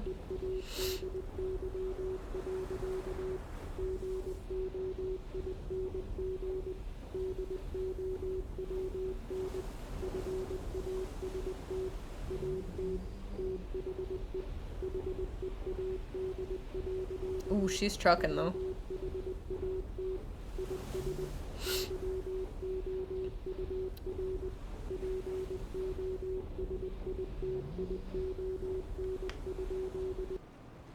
Oh, God.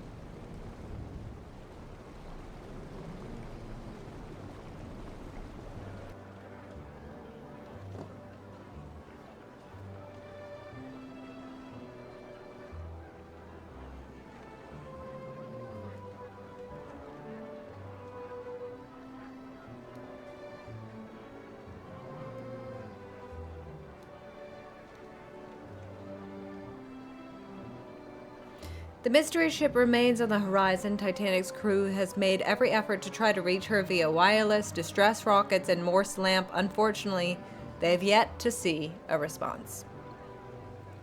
Oh, have I spoiled the SS Californian is likely the ship's scene. Unfortunately, their only wireless operator is asleep.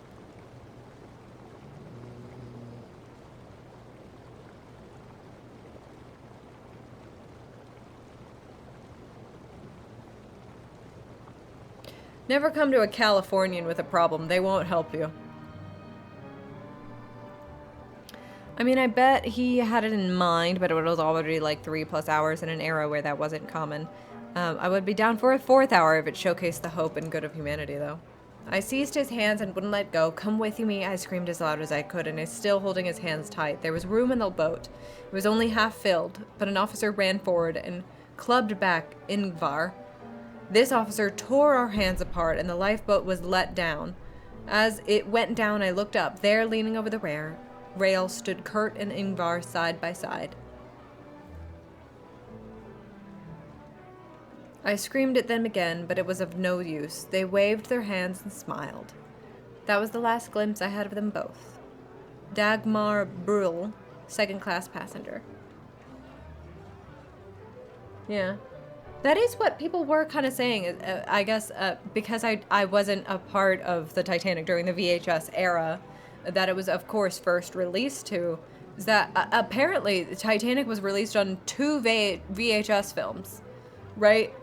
You had to do, like, the whole Final Fantasy thing of, like, change over to the next disc. So there was, you know, it's 1:25 a.m. There was just so much going on there. When was the split between the two VHSs?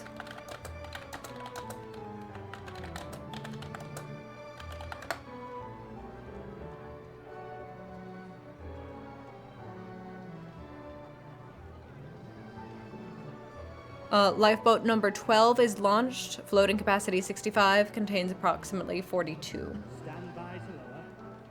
Hold it. Hold it. And lower!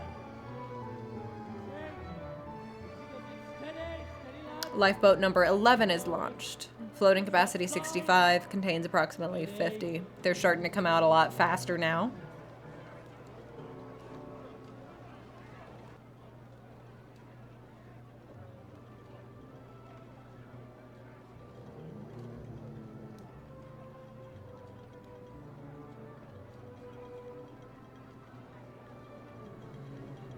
Fifth Officer Lowe and Sixth Officer Moody discuss which of the two should take command of Lifeboat 14. Despite being the lower rank, having less officer obligation, Moody insists that he will stay behind. It seems this is a decision Moody may take many times this evening, as he does not board any of the remaining 9 lifeboats and instead goes down with the ship. Oh, what a haunting image. From inside. This amazing camera direction for this, from the, oh gosh, Honor and Glory Titanic channel. Very good video, very good video. They were also doing their own celebration tonight, so I hope they had a great time. You go ahead, old man. If you want to, I'm going to take my chance with this steamer. Henry Widener, first class passenger. I want to say it was right before the first report of the iceberg. A couple of people are saying, I think you may get your headline, Mr. Esme. When does that happen? And then the opening scene of Disc 2 is Rose and Cal in the breakfast nook, is what some people are saying.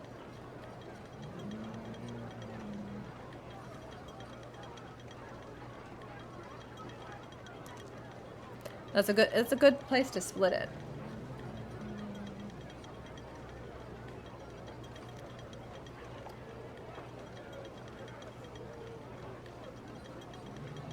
Yeah, I think Titanic is always one of those movies that's been on TV all the time, right? Women and children first, someone was shouting these last few words over and over again. They meant for my own safety, but they only meant the greatest loss I've ever suffered, the life of my husband. Charlotte Collier, second class passenger. The poeticism. The only other 2 VHS movie we owned other than Titanic was the Charles Heston 10 Commandments. Yeah. I think it was pretty rare for the VHS era. Yeah. I mean, like I said, it still is on TV all of the time, right? I have to imagine. TV doesn't really exist anymore. Since it came out, it was always on TV.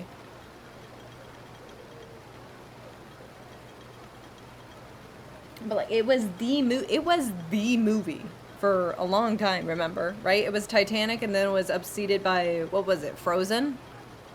That was like 20 years later. Row. That's it. Keep rowing. And then nowadays, you know, having the highest grossing movie just doesn't mean anything anymore. Row.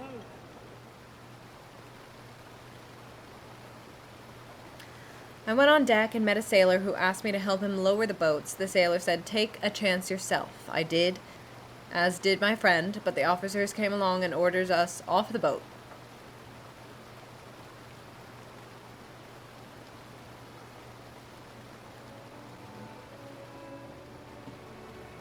A woman said, "Lay down, lad, you're somebody's child." She put a rug over me and the boat went out, so I was saved. Daniel Buckley, third class passenger.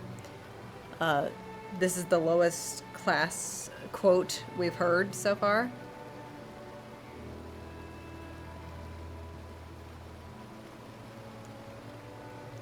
Oh, Danny boy. It's 1:30 a.m. That's crazy that the first Avengers didn't beat Frozen. Yeah.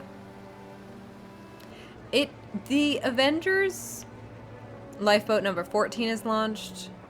It has 40 people in it.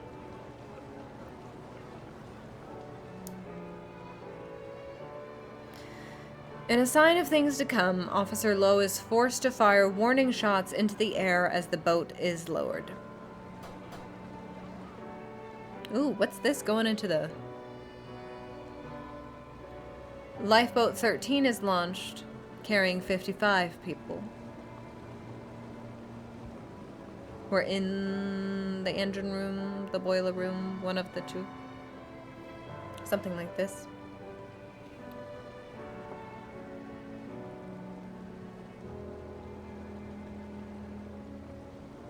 Yeah.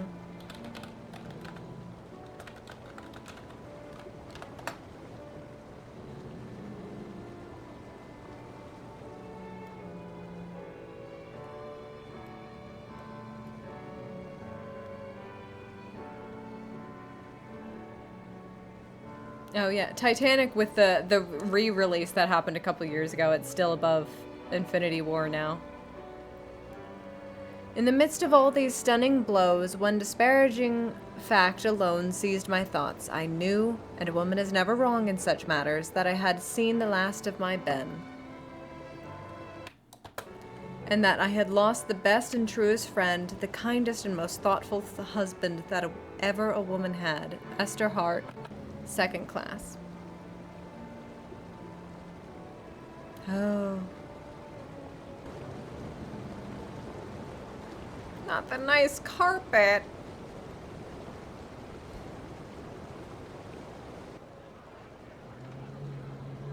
Wait, where's Frozen? That's Frozen 2. Where's Frozen?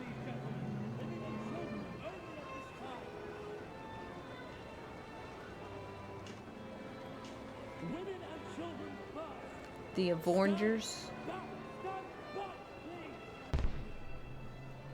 More warning shots. People are getting antsy. How is Frozen all at 25 now? See, because nothing has ever meant anything. I need like one of those ones where it's like the graphs that are changing over time of highest grossing movie. What the fuck is Naza 2?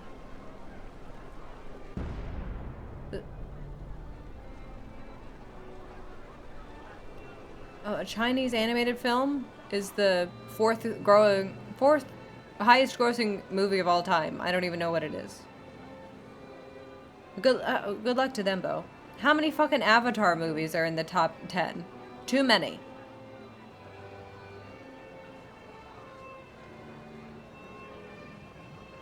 Lifeboat number 15 is launched.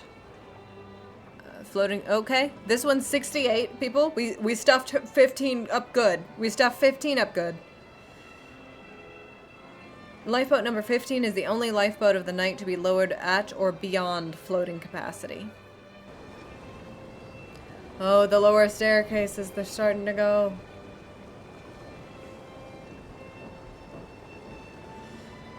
Save the artwork. Somebody save the artwork. Yeah, it's all three avatars. Still, the original is the highest, but again, there was that re-releasing bullshit that was happening. Titanic still number 5. It's Avatar 1 at 1. Avengers Endgame. Let me shrink this a little bit.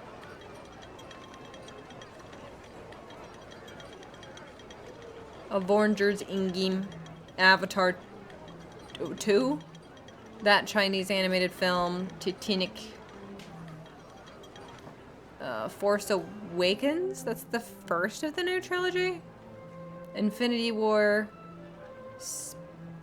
One of the Spider-Man. Zootopia 2. Zootopia 2? Really? Inside Out 2? Really? Jurassic World. Lion King, the live action one? The live action Lion King is one of the top 12. The first of Orangers. Where's Frozen? Oh, it's 25. Wait a minute. I remember Frozen being the top. I hate the cheating. I hate the cheating. I hate the re-releasing and things. I don't like all this. Because it makes me think that I'm crazy. They knew, those brave men, as my husband knew, that there was only the slight chance in the world for them, and that this parting that they were making so light was probably forever. Lily Mae Futul, first class passenger. Oh, and this was some bad things that happened. This exhaust of water. They just get blasted with it.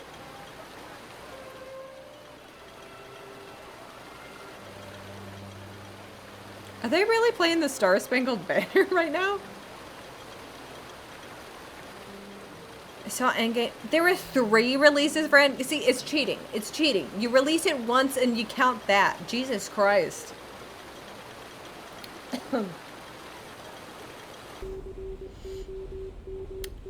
Commander Titanic 4, are you steering southerly to meet us? Haddock. Oh, they're finally responding about where they are. Yeah, we're not steering to meet you. We are going down. We only have about 40 minutes until she's beneath the waves.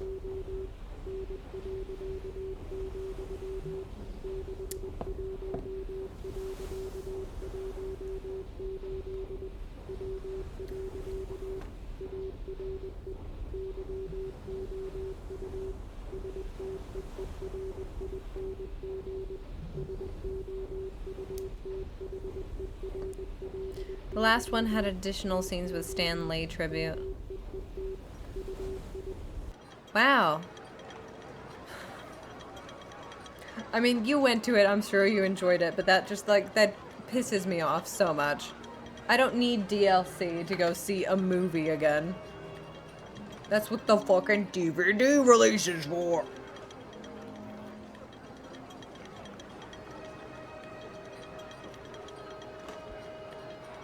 Oh, shoot.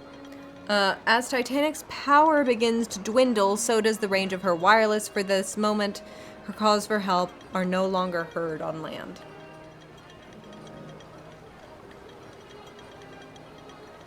Ooh, she's really going.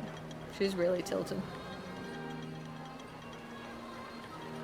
I'm going to go refill my water real quick, because we've had some coughing fits already. Anybody want to go piss now? Things are gonna start happening real fast.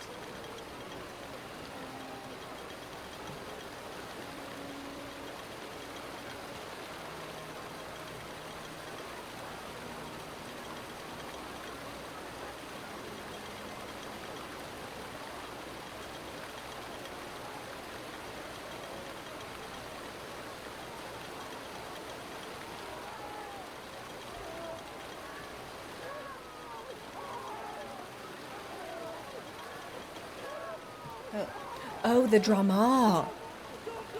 The drama. They almost lowered one lifeboat on top of one of the other ones. Ah!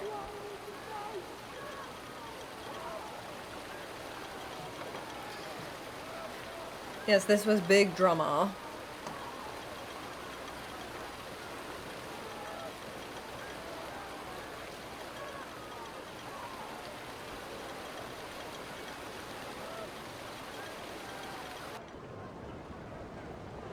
A group of 15 men on the poop deck, lightly third-classing crew, pulled together enough material to roll and share one cigarette.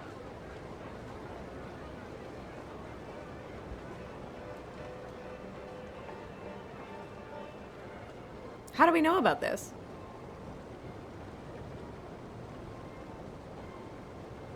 I guess one of them got out somehow.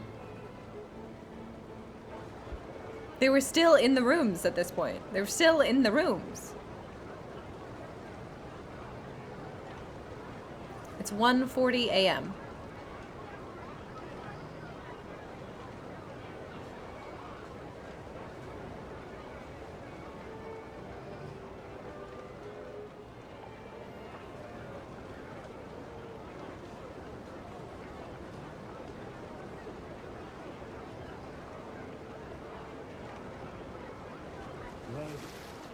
Row. That's it. Keep rowing. Keep pulling. We have to get away from the ship before the suction pulls us down. Row.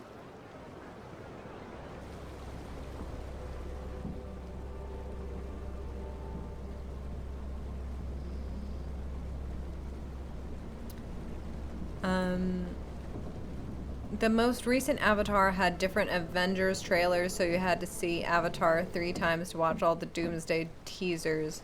I didn't do it. I just waited for the trailers to hit YouTube. There's already trailers for Doomsday? Oh, it's the I've seen them. I guess. It's like the Captain America holding a baby.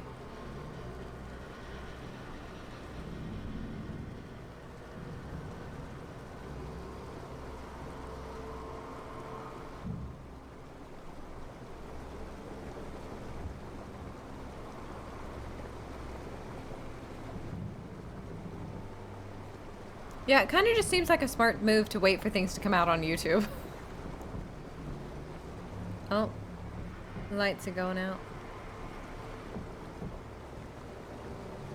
Real good physics here. Look at those.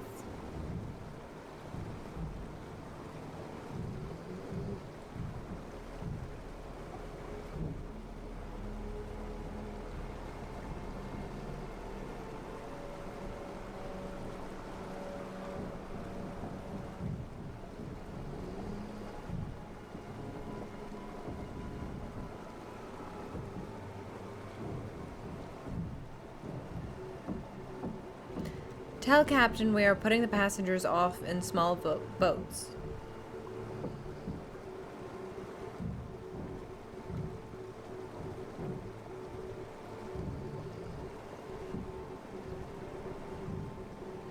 All those nice couches and chairs.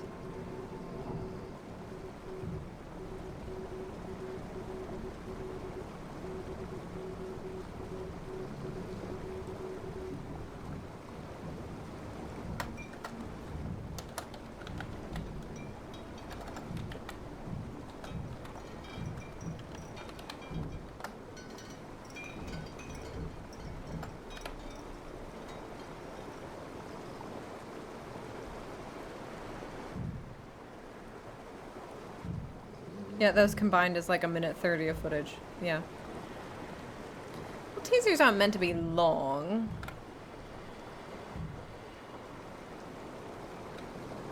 But, yeah, that's stupid to pay a ticket to go see those.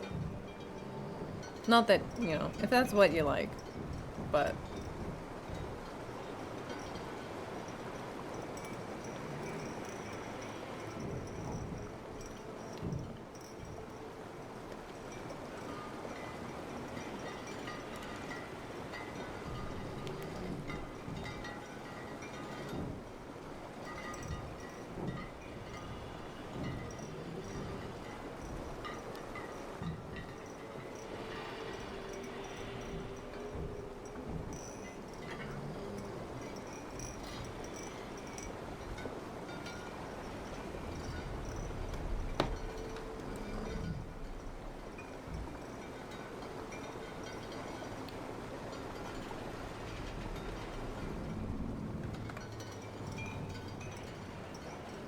Oh my.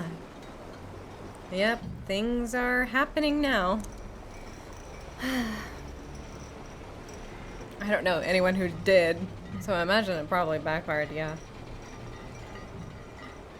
Oh, luncheon from the grill, a buffet.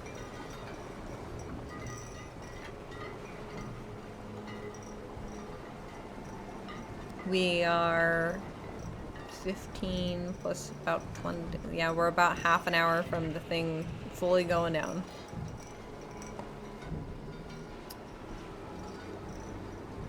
It's 11:45 a.m. Oh, this camera work is great. Those chairs going as it's panning by. Great work. Lifeboat number 2 is launched. Floating capacity 40. Containing 12. Or 12. Oh my god. 17.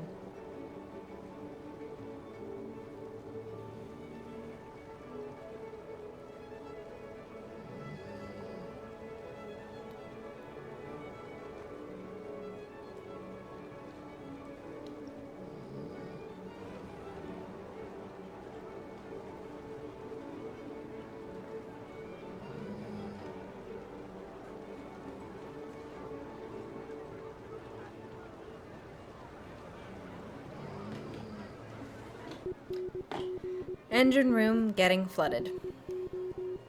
Did this video start with a full tour of the boat? No, it did not.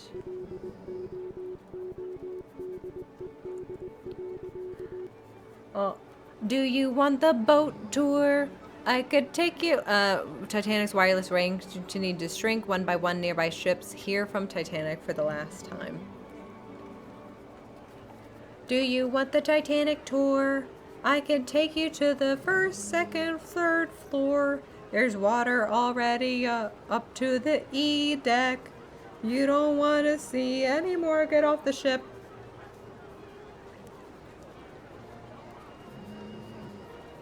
Get off the ship.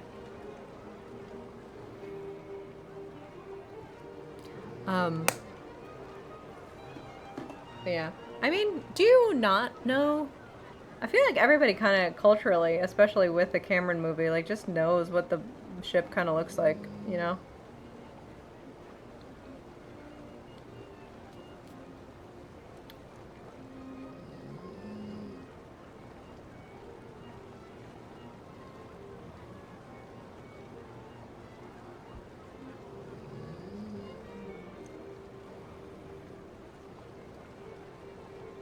But yeah, I've said it a lot of times. This cinematic portrayal is very, very good. Come back. Come back to the ship. Boat 6. Attention, boat 6. This is the captain. Boat 6, return to the ship. This is the captain. What's going on in boat 6? Why are they so important? Mr. Boxall, come round to the starboard gangway doors to take on additional passengers. Yeah, those sets are my guideline for the layout, yeah.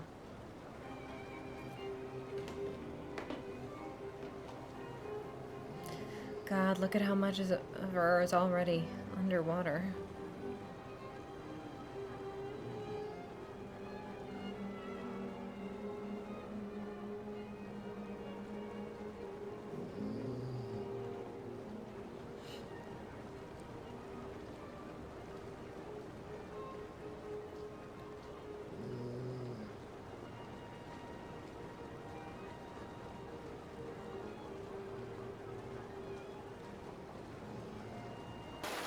Ah, okay.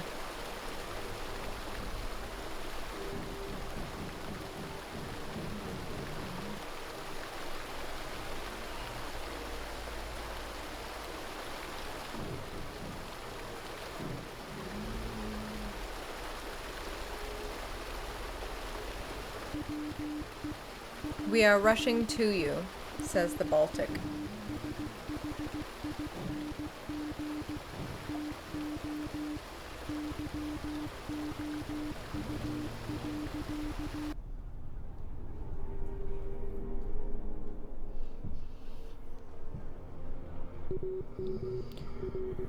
I am lighting up all possible boilers as fast as I can, says the Olympic.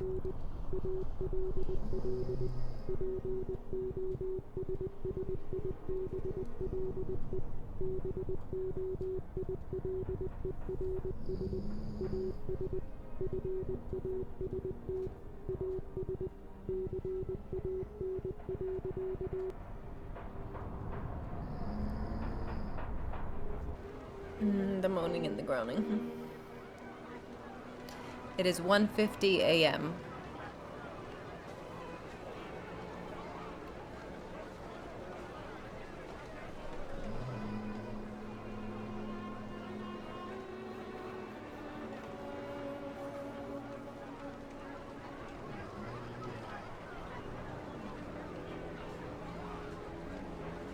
Lifeboat number 10 is launched. Has 56 people in it.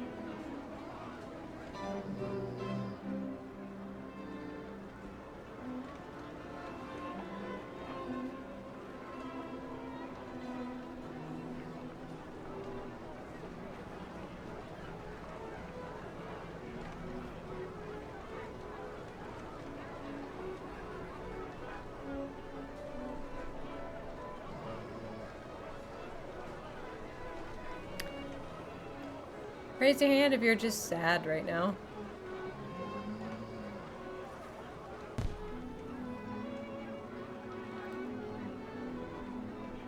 Still, panic hasn't even set in yet. The final distress rocket is fired. The nearby Californians officers see it explode above the horizon just as they have seen other rockets fired from the sinking Titanic. Captain Stanley Lord and his officers show a historic lack of initiative and assume the rockets are not serious.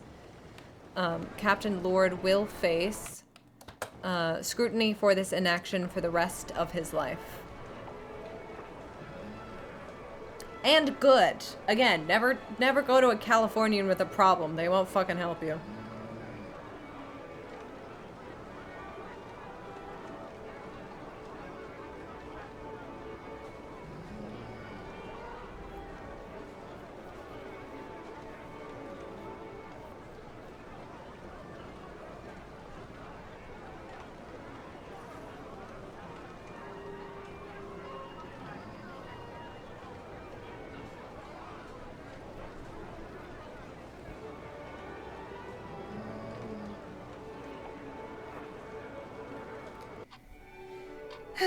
Over an hour since choosing Titanic over Lifeboat 7, Colonel Astor helps his wife Madeline into Lifeboat number 4 when he asks Officer Lightroller if he may board the boat himself. Lightroller turns him away.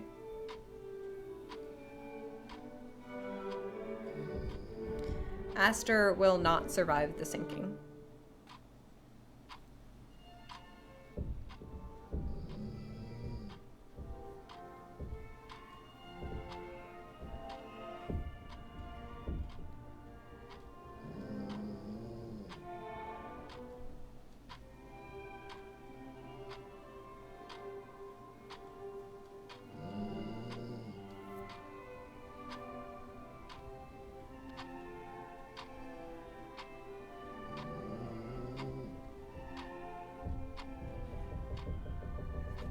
The moaning and the groaning. I hate the moaning and the groaning. And the clock always makes me... Women and children in boats cannot last much longer.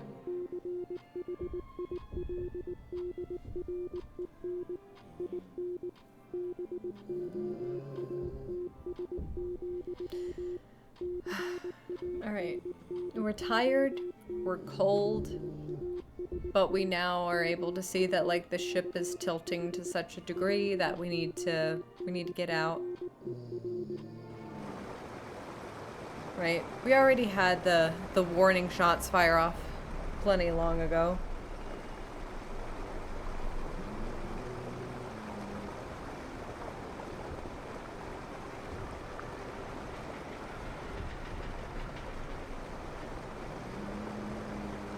God, a painting of yourself as you're going down. Jesus.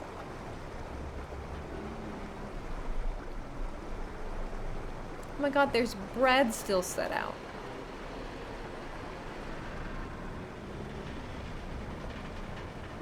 It is 1:55 a.m. Oh, that's another thing that about the Carpathia that does make me cry. Is that one of the first orders that the captain of the Carpathia was gave out was to wake the cook and tell them to prepare 2,000 extra breakfasts. Lifeboat number 4 is launched. It's containing 30 people.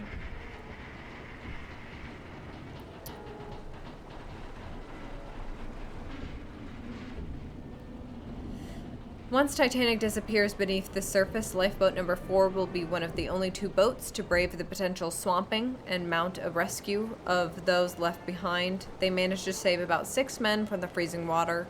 Lifeboat number 14 will save another 2 or 3.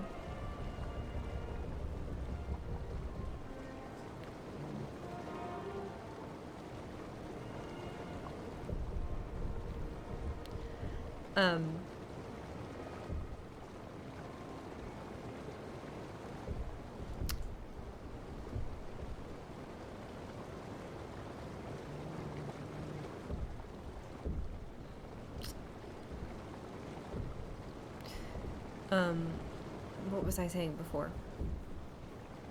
It's every single new little tidbit is now like the worst thing you've ever heard in your fucking life.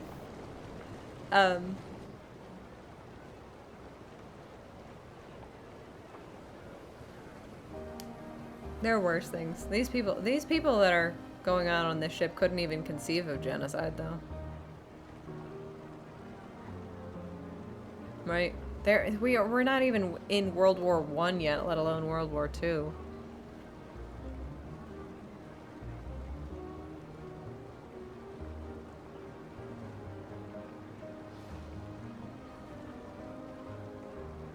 Captain Smith relieves Bride and Phillips of their duties and tells them to look out for themselves. Instead, they continue to send messages, including one around this time stating engine room full up to the boilers.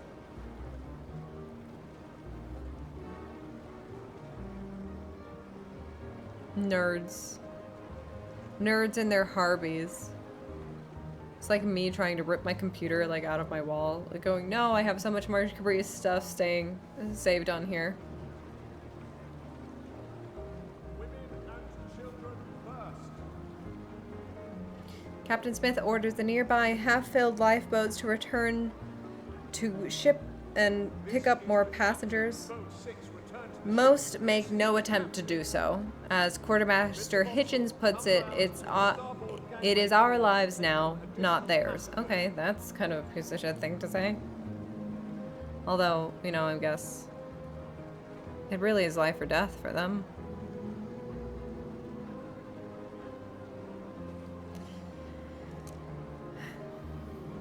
Boats continue to be launched with empty seats as passengers cannot be found to fill them. When asked where the remaining 1,600 passengers were at the time of sinking, Chief Second Class Stewart John Hardy answered, "They must have been between decks or the deck below or on the other side of the ship. I cannot conceive where they were."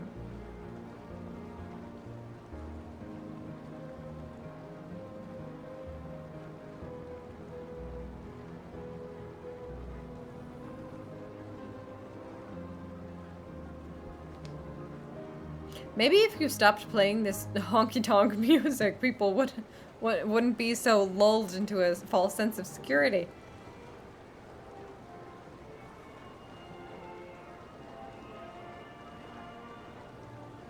Oop.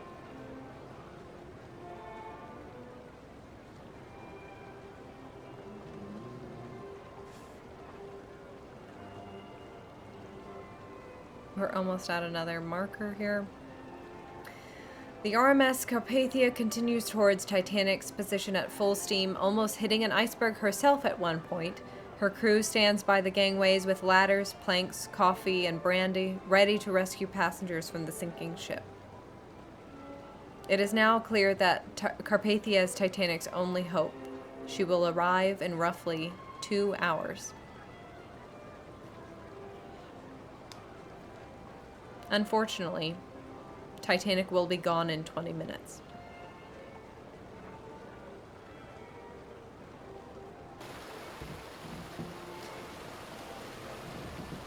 It is now 2 a.m.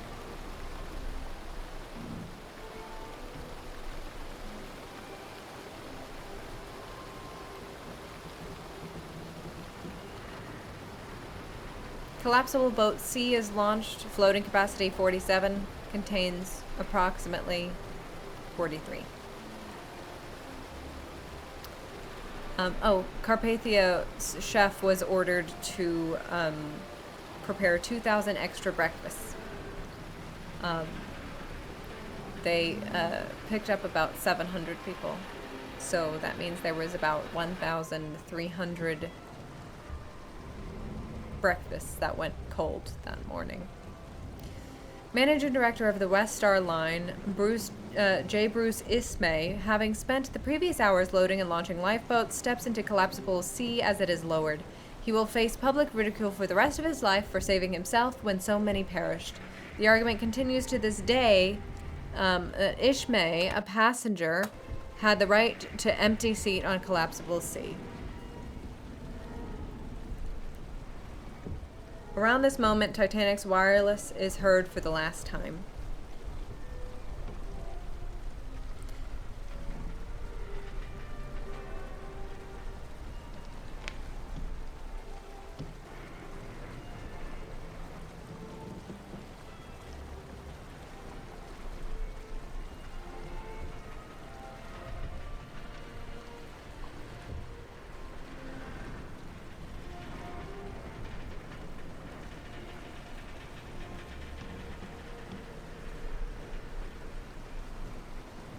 Good lighting. Under the water, everything all looks green.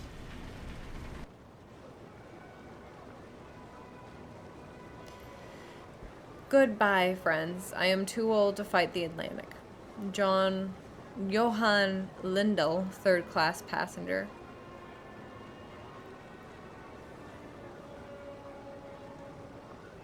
From August Winnerstrom.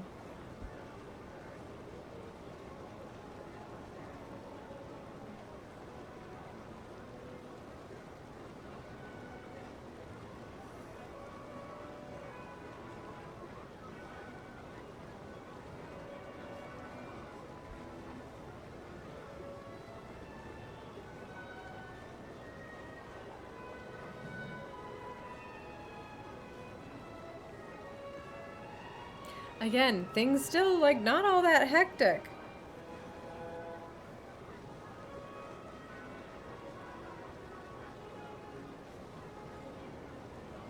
Might even be some people who are, like, still asleep in their beds.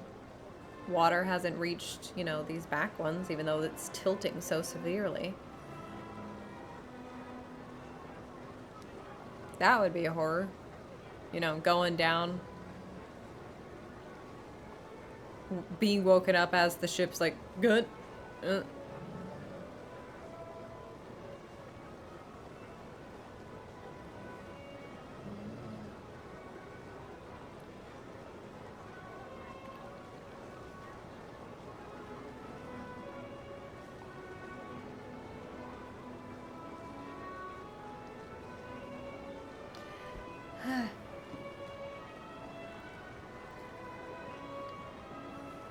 Things are almost happening. Caroline Brown and Edith Evans reach what will be the last launched lifeboat. Edith turns to Caroline and says, "You go first. You have children waiting at home." For some unknown reason, Edith is not able to follow before the lifeboat is lowered. Edith Evans is one of only 4 first-class women lost.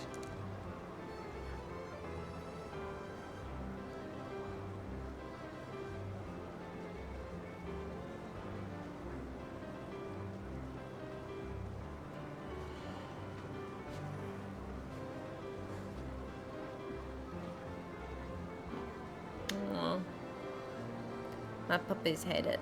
The puppies that hate it.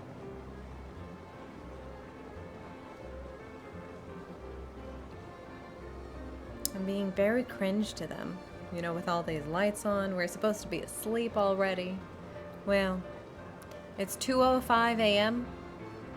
We have about 15 more minutes until she goes down.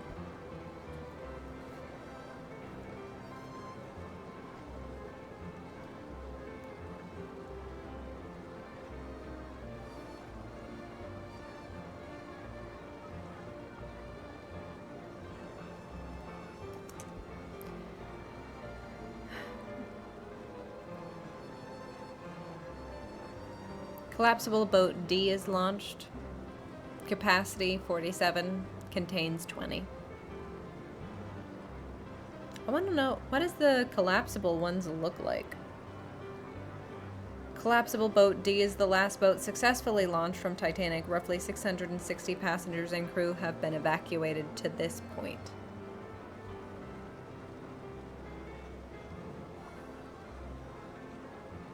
Considering the average occupancy of these 18 lifeboats, as well as the average rate at which they were launched, Titanic would need 43 more lifeboats and 5 more hours to evacuate the roughly 1,550 still on board. Instead, she has just 2 lifeboats and 15 minutes remaining.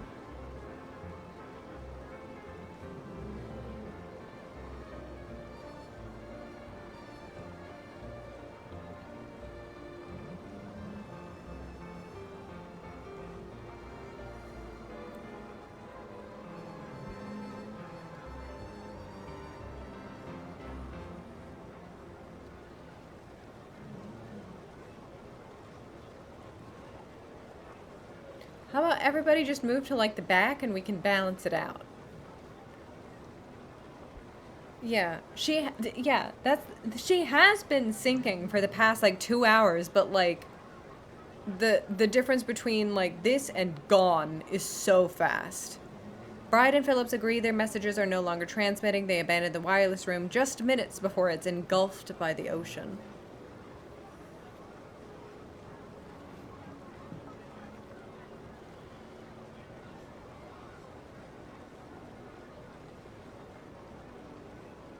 Well, and the first people have already been sitting there, freezing their butts off in a lifeboat for like 50, or not 50, like an hour already, I think.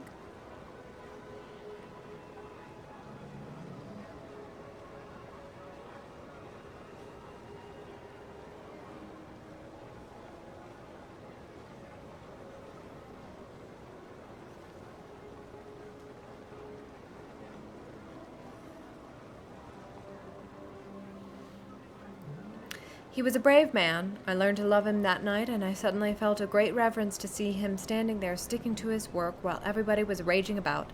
I will never live to forget the work of Phillips for the last awful 15 minutes. Harold Bride, Jr., wireless operator.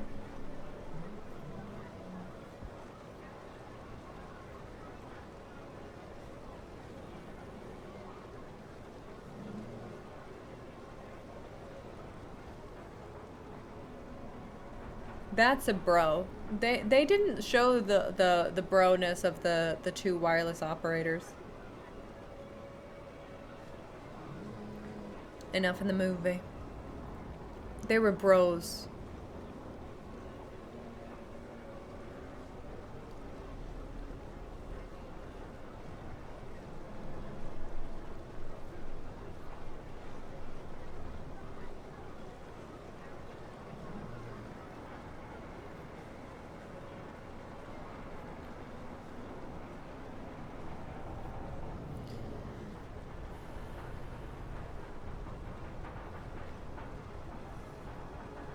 I don't like those noises. Don't like them. Don't like them so much. Don't like them so much at all.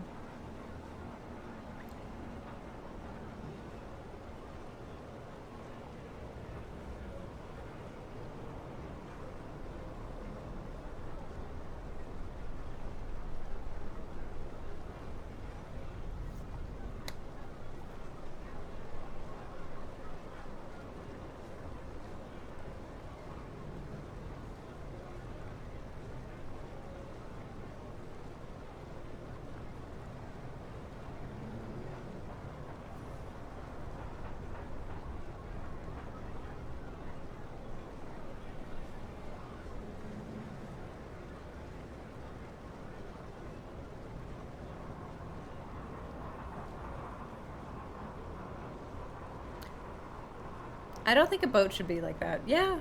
I mean, it's not great. Not great. But actually, boat expert here. This is exactly what boats like to do.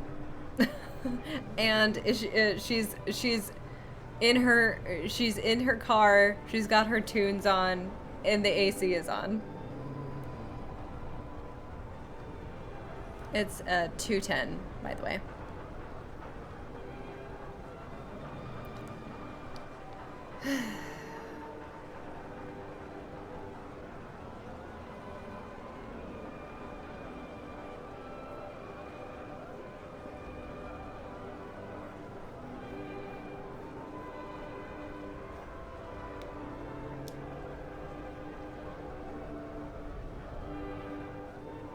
There's people just like migrating, just trying to, right, trying to find something, anything. Passengers and crew struggled to get the final 2 lifeboats off the roof of the officers' headquarters. 11:10 here. Ah, a little bit behind, yeah. Well, is this the latest you've stayed up while you were... The MC day is like 5 minutes of sleep for you. Around this time, a massive crowd of 100 or 200 third-class men, women, and children finally reached the boat deck. Oh, Jesus. They were just stuck on the fucking stairs this entire time.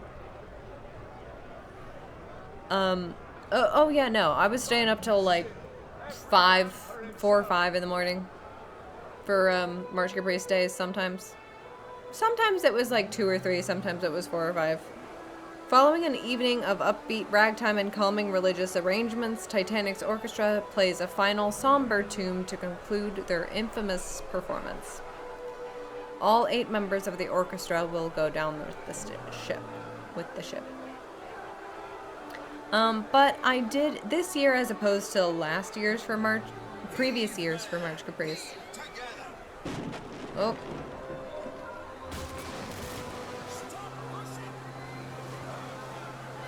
As it falls off the deck, collapsible boat B lands upside down. It will float this way for much of the night, with roughly 28 men balancing on its underside. Jesus.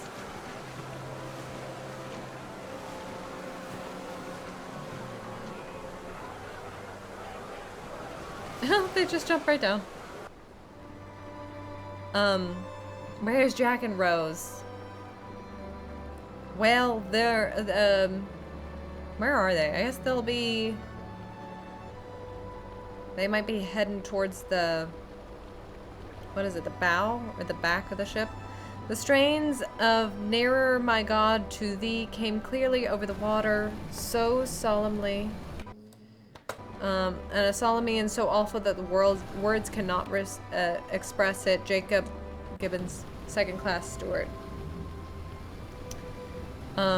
Yeah, I think they'll be heading towards the back of the top back of the ship about now, I think. Maybe.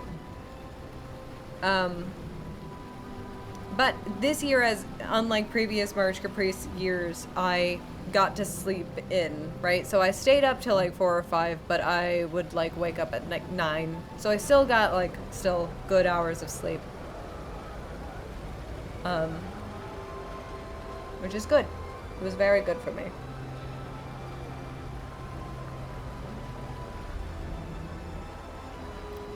While survivor accounts place these men at many locations in Titanic's final moments, it's likely that Captain Smith and shipbuilder Thomas Andrews are last seen around this moment diving into the water from the bridge. Neither survive.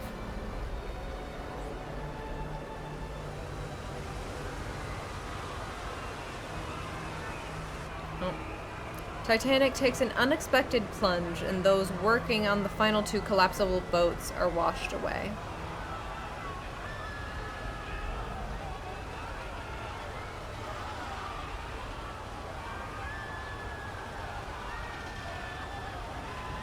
Oh, there's the floating one.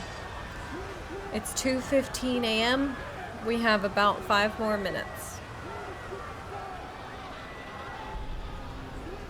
Sounds are heard from deep within the ship. Some describe them as explosions, others as iron parting.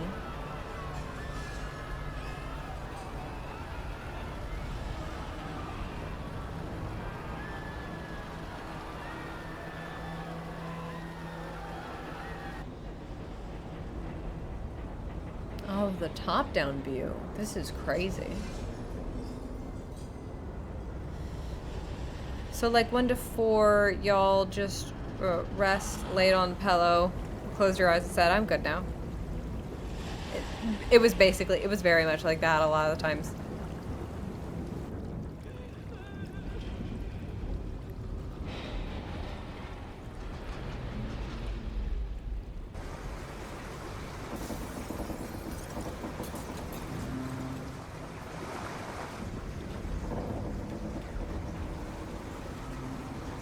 Oh my god.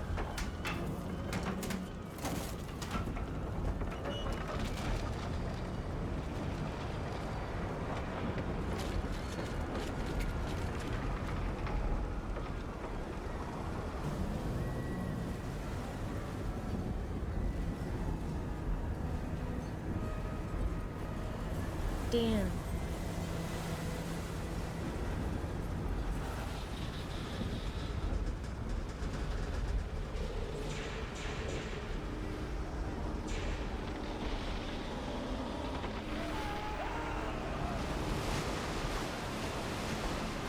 The first of Titanic 60-foot tall, 62-foot tall funnels crashes forward and the swimming underneath, missing collapsible B by mere inches.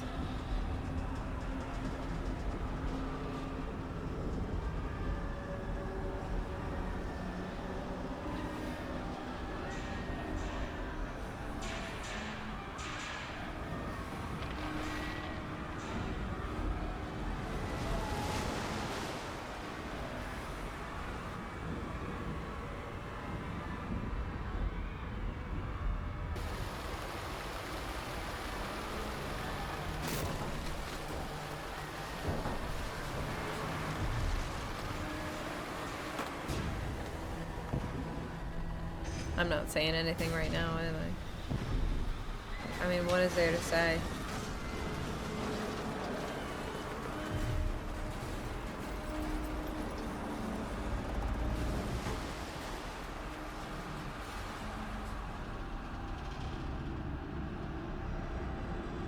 With massive engines in the stern and spacious first-class areas amidships, Titanic's structure finally fails. Cut back to the fucking iceberg. Oh my god. Oh my god. Cut back to the fucking iceberg. Holy shit. Oh, you can see it just there. Is that it? Oh my god. Oh, James Cameron never thought of that. Cut back to the fucking iceberg right now after it got split in half. You did this. You did that, you fucking cunt. I'm glad global warming's happening. You stupid icy bitch.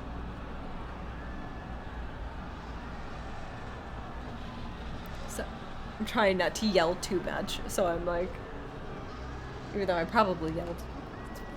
You know what? She's going down. She's going down. And there's nothing we can do to stop it.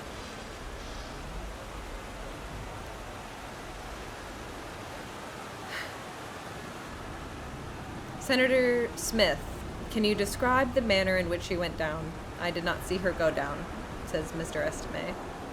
You did not see her go down? No, sir. I was sitting with my back to the ship. I was rowing all the time I was in the boat. We were pulling away. You were rowing. Sun's getting low. Yes, I did not wish to see her go down. You did not care to see her go down? No, I'm glad I did not.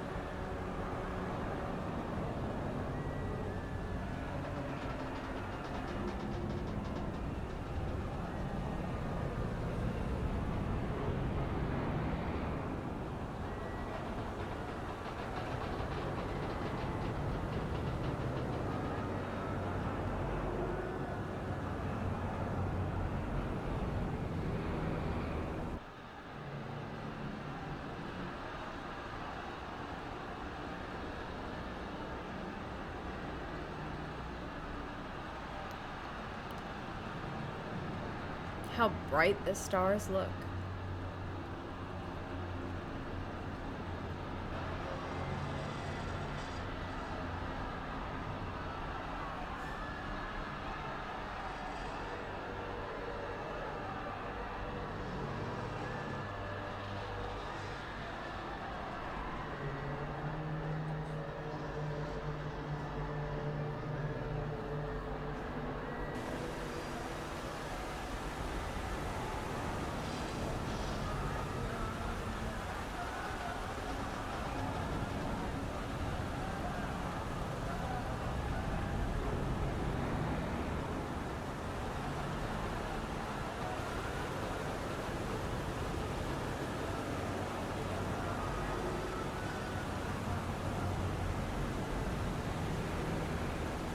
Yeah.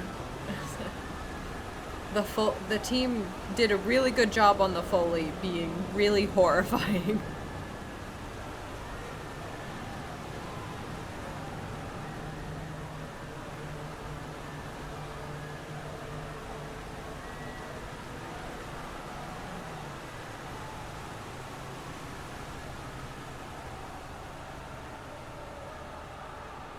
Oh, there's the door.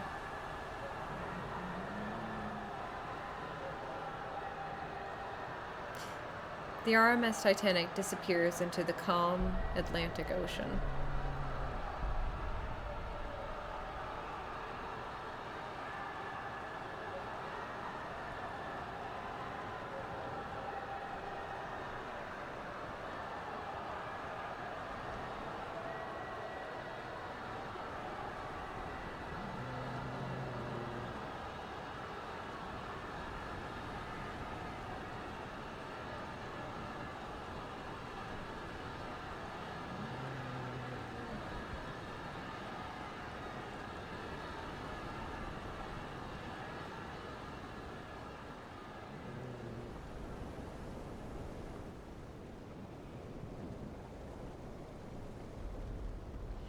Olympic continues at full speed towards her sister's last known position, unaware that she's already lying at the bottom of the Atlantic.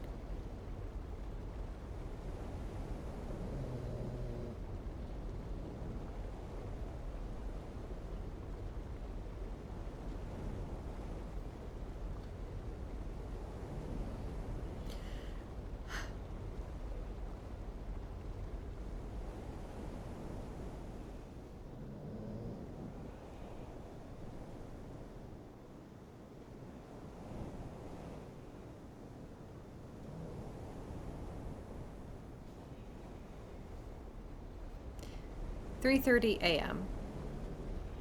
So we've jumped ahead about an hour. Sun's just maybe peeking over the horizon.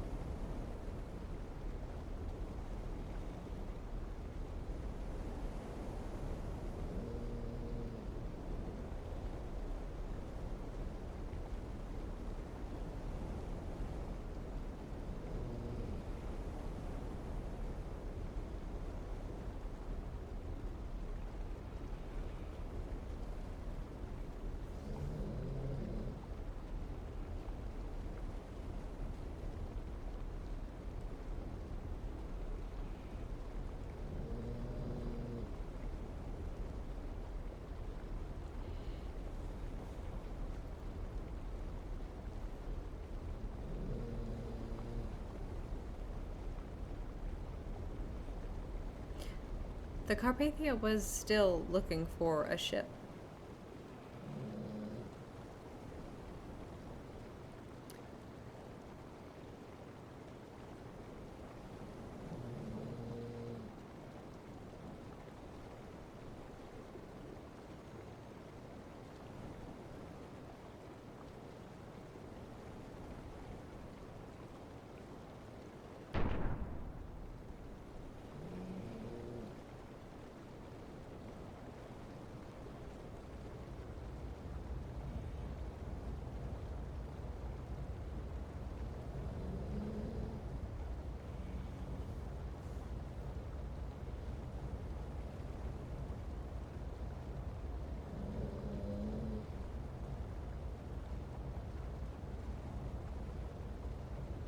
And still that bitch-ass Californians guy is asleep.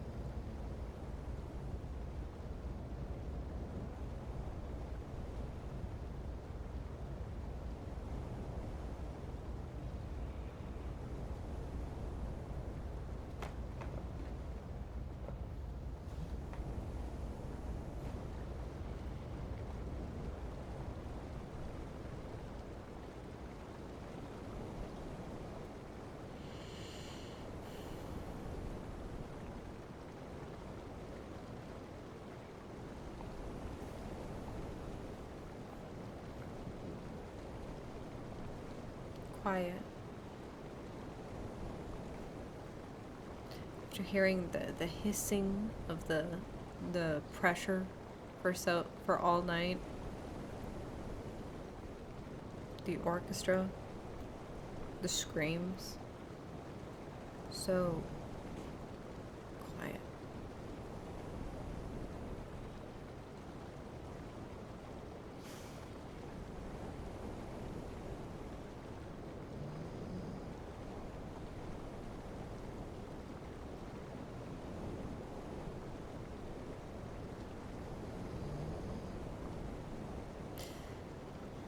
And rowing a rowboat out on the open ocean to the Carpathia takes more hours.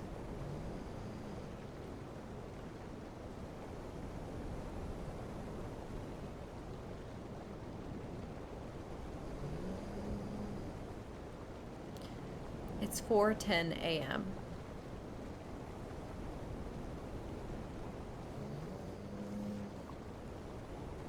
As Officer Boxall boards Carpathia, he is asked, "Where is the Titanic?"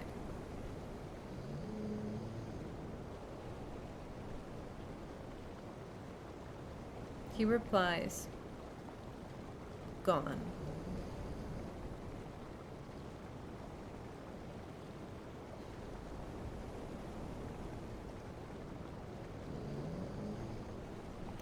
Along with 1,496 lives.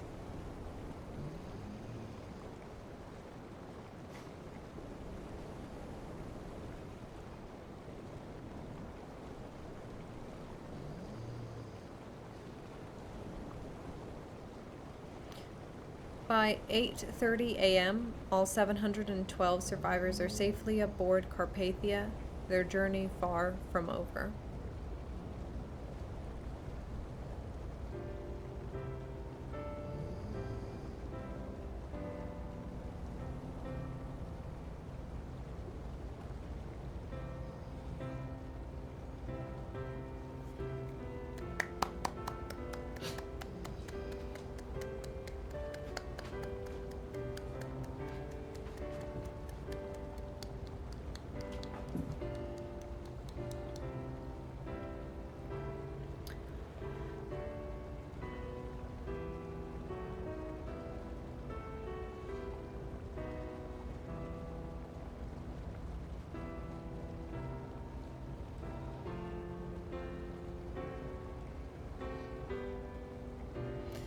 So, right? We are still at 2:30 a.m.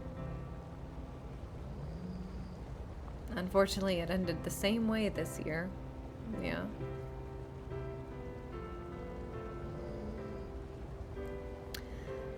We will sit here in our lifeboats for an hour before the Carpathia even gets to us.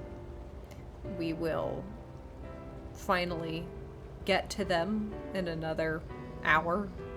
The last of us will be boarded onto the Carpathia in another 3 or 4 hours.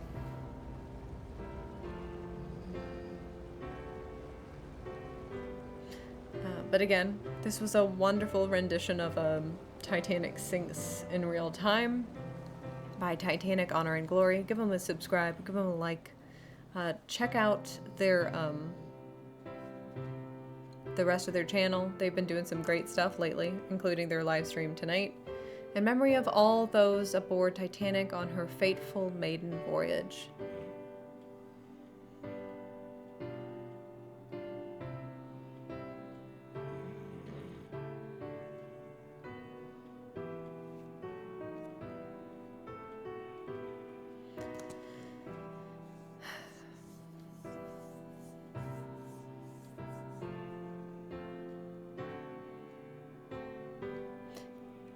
It's one of those things that has captured our imaginations, our existences for 114 years now?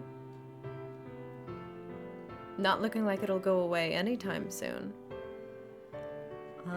In many ways, the Titanic was the end of an entire way of existence for people, right? A lot of people like to say that Titanic was the end of innocence, because you just look at what happened afterwards. We had our First World War, we had our Second World War, we had a Holocaust. In many ways, despite how beautiful and how massive she was and how long she tried to stay afloat, Titanic is also man's hubris, right? We got too big. Welcome to Wuthering Heights. My name's Susie Davis. Oh, sorry. She was too big. Seemingly, she was billed as being too big to fail, and yet the failure that she had was so unbelievably massive. Well, yeah. I'm trying to intellectualize the Titanic in a big way, but like, I'm awful tired. Aren't you awful tired? I'm tired. I'm cold. I'm hungry. Very much like the survivors of the Titanic. I would very much like to have one of those Carpathia breakfasts. Maybe even have a second helping, because there's leftovers.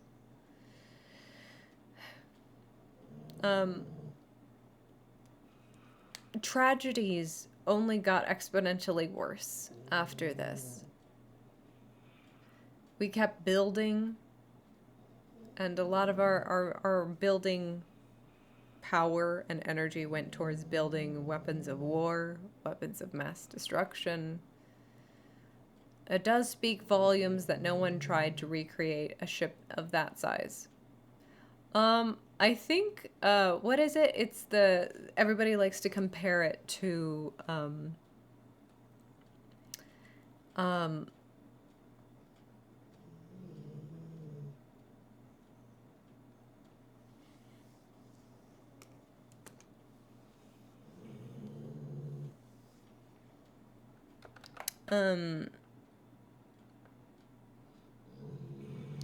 Marge Caprice just posted the opening ceremony 13 minutes ago. That's awful funny. Thank you for that, Marge Caprice.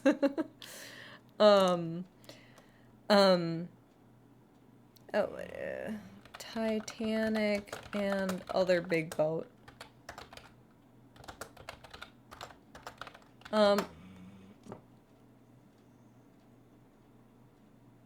Yeah, cruise ships nowadays are actually, like, what is it? Like 10 times bigger. These are modern day cruise ships, right? What is it? Like the heart of the ocean is what this one's called, I think. Don't go on a cruise. I cannot emphasize enough how much you need to not go on a cruise. Stop going on them. Don't do it. It's not good. The Queen Mary is even bigger than her. You know, the famous... the Queen Mary, she's the famous haunted one, right? She's also sinking slowly in her port. Would love to go see her one day. Oh, she seems gorgeous. But a docked cruise ship, I think I could go withstand, even a haunted one that's constantly sinking. But yes, that was the sinking of the Titanic tonight. I hope you all have a very sound sleep. Stay warm and cozy, because there are plenty of people who 115 years ago were not warm, were not cozy, and were not well rested. Okay, I've seen those pictures before, and that was the opposite of what I was showing. Yeah, no, it was... But what I've kind of buried the lead here a little bit before I let you go. Wet, hot Titanic summer, which is what we're calling it this year. The Titanic having captured our imagination for 115 years. Of course, there are multiple movies, television series, documentaries, a whole horde of documentaries. Good God, goodness, okay? But because so much of the Titanic in the cultural zeitgeist, especially now, since the Cameron film is so obsessed with that one movie, and, it's a hyperfixation. So I would like to, if you would like to do this again, we're not going to be staying up as late each and every time. We'll probably be starting a movie or so at like 7 or like 7, 8, 9 or something. But I would like to this summer go through all movies that I can find, docudrama, TV shows that I can find, that BBC one way at the beginning of the stream. So I hope you will come and join me, have a wet, hot Titanic summer.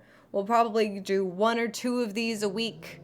So we'll be here, we'll be on stream. Hopefully you won't get too bored of Titanic over the summer, right? So that's what we're going to be doing. We're going to be going through these movies one by one, seeing like what because a lot of like the science that was being discovered at the time, like how the ship went down, right? It wasn't until like 1996 or so, right? This Titanic miniseries starring Catherine Zeta-Jones in 1996 was the first depiction of the ship going down and splitting in half, right? Because despite having a couple different, eyewitness accounts saying the ship did split in half, there was not, the discovery of the wreck wasn't until the 90s, right? So that was not depicted until then. So like the science influences the narratives influence the next narratives. Everything is built on top of the shoulders of previous things. As long as you don't crash and sink by summer's end, you can count me in. Thank you so much, Captain Wally. The captain does always go down with his ship, though, so you might want to pick a different name. You are captain. Maybe admiral. Maybe like a lawyer. Be a citizen. Be a citizen on this, actually. And maybe transition, because, women and children first, Just to save her bet, honestly, in the Titanic, right? But we will be going through these. Some of them are dumb, right? Some of them are stupid. Some of them are take themselves a little too seriously. Some of them don't. General. Oh, God. Oh, Jesus. Oh, right, General. I don't know what generals do with ships. They do something. My bad. Yeah, I'm not in the military. I've never enlisted. I don't know what there is. Or so I'm told. Exactly. Okay. So, yes, we will, we're gonna go until we either, sink or we hit like a major copyright ding, whichever comes first.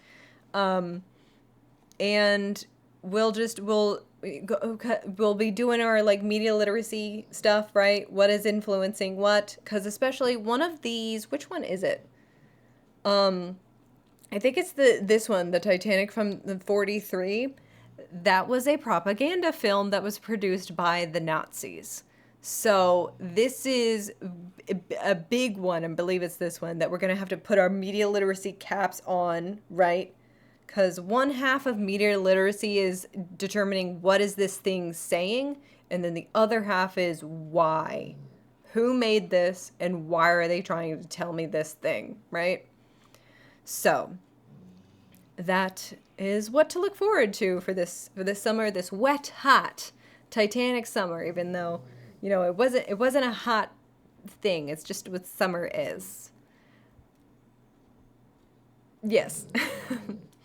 So, that is it for me today. If anybody have any questions, comments, concerns, anything at all, I, of course, am the only person fucking live right now. Because it would be great. Because, ooh, it's the Titanic sinking, everybody. But we have sunk.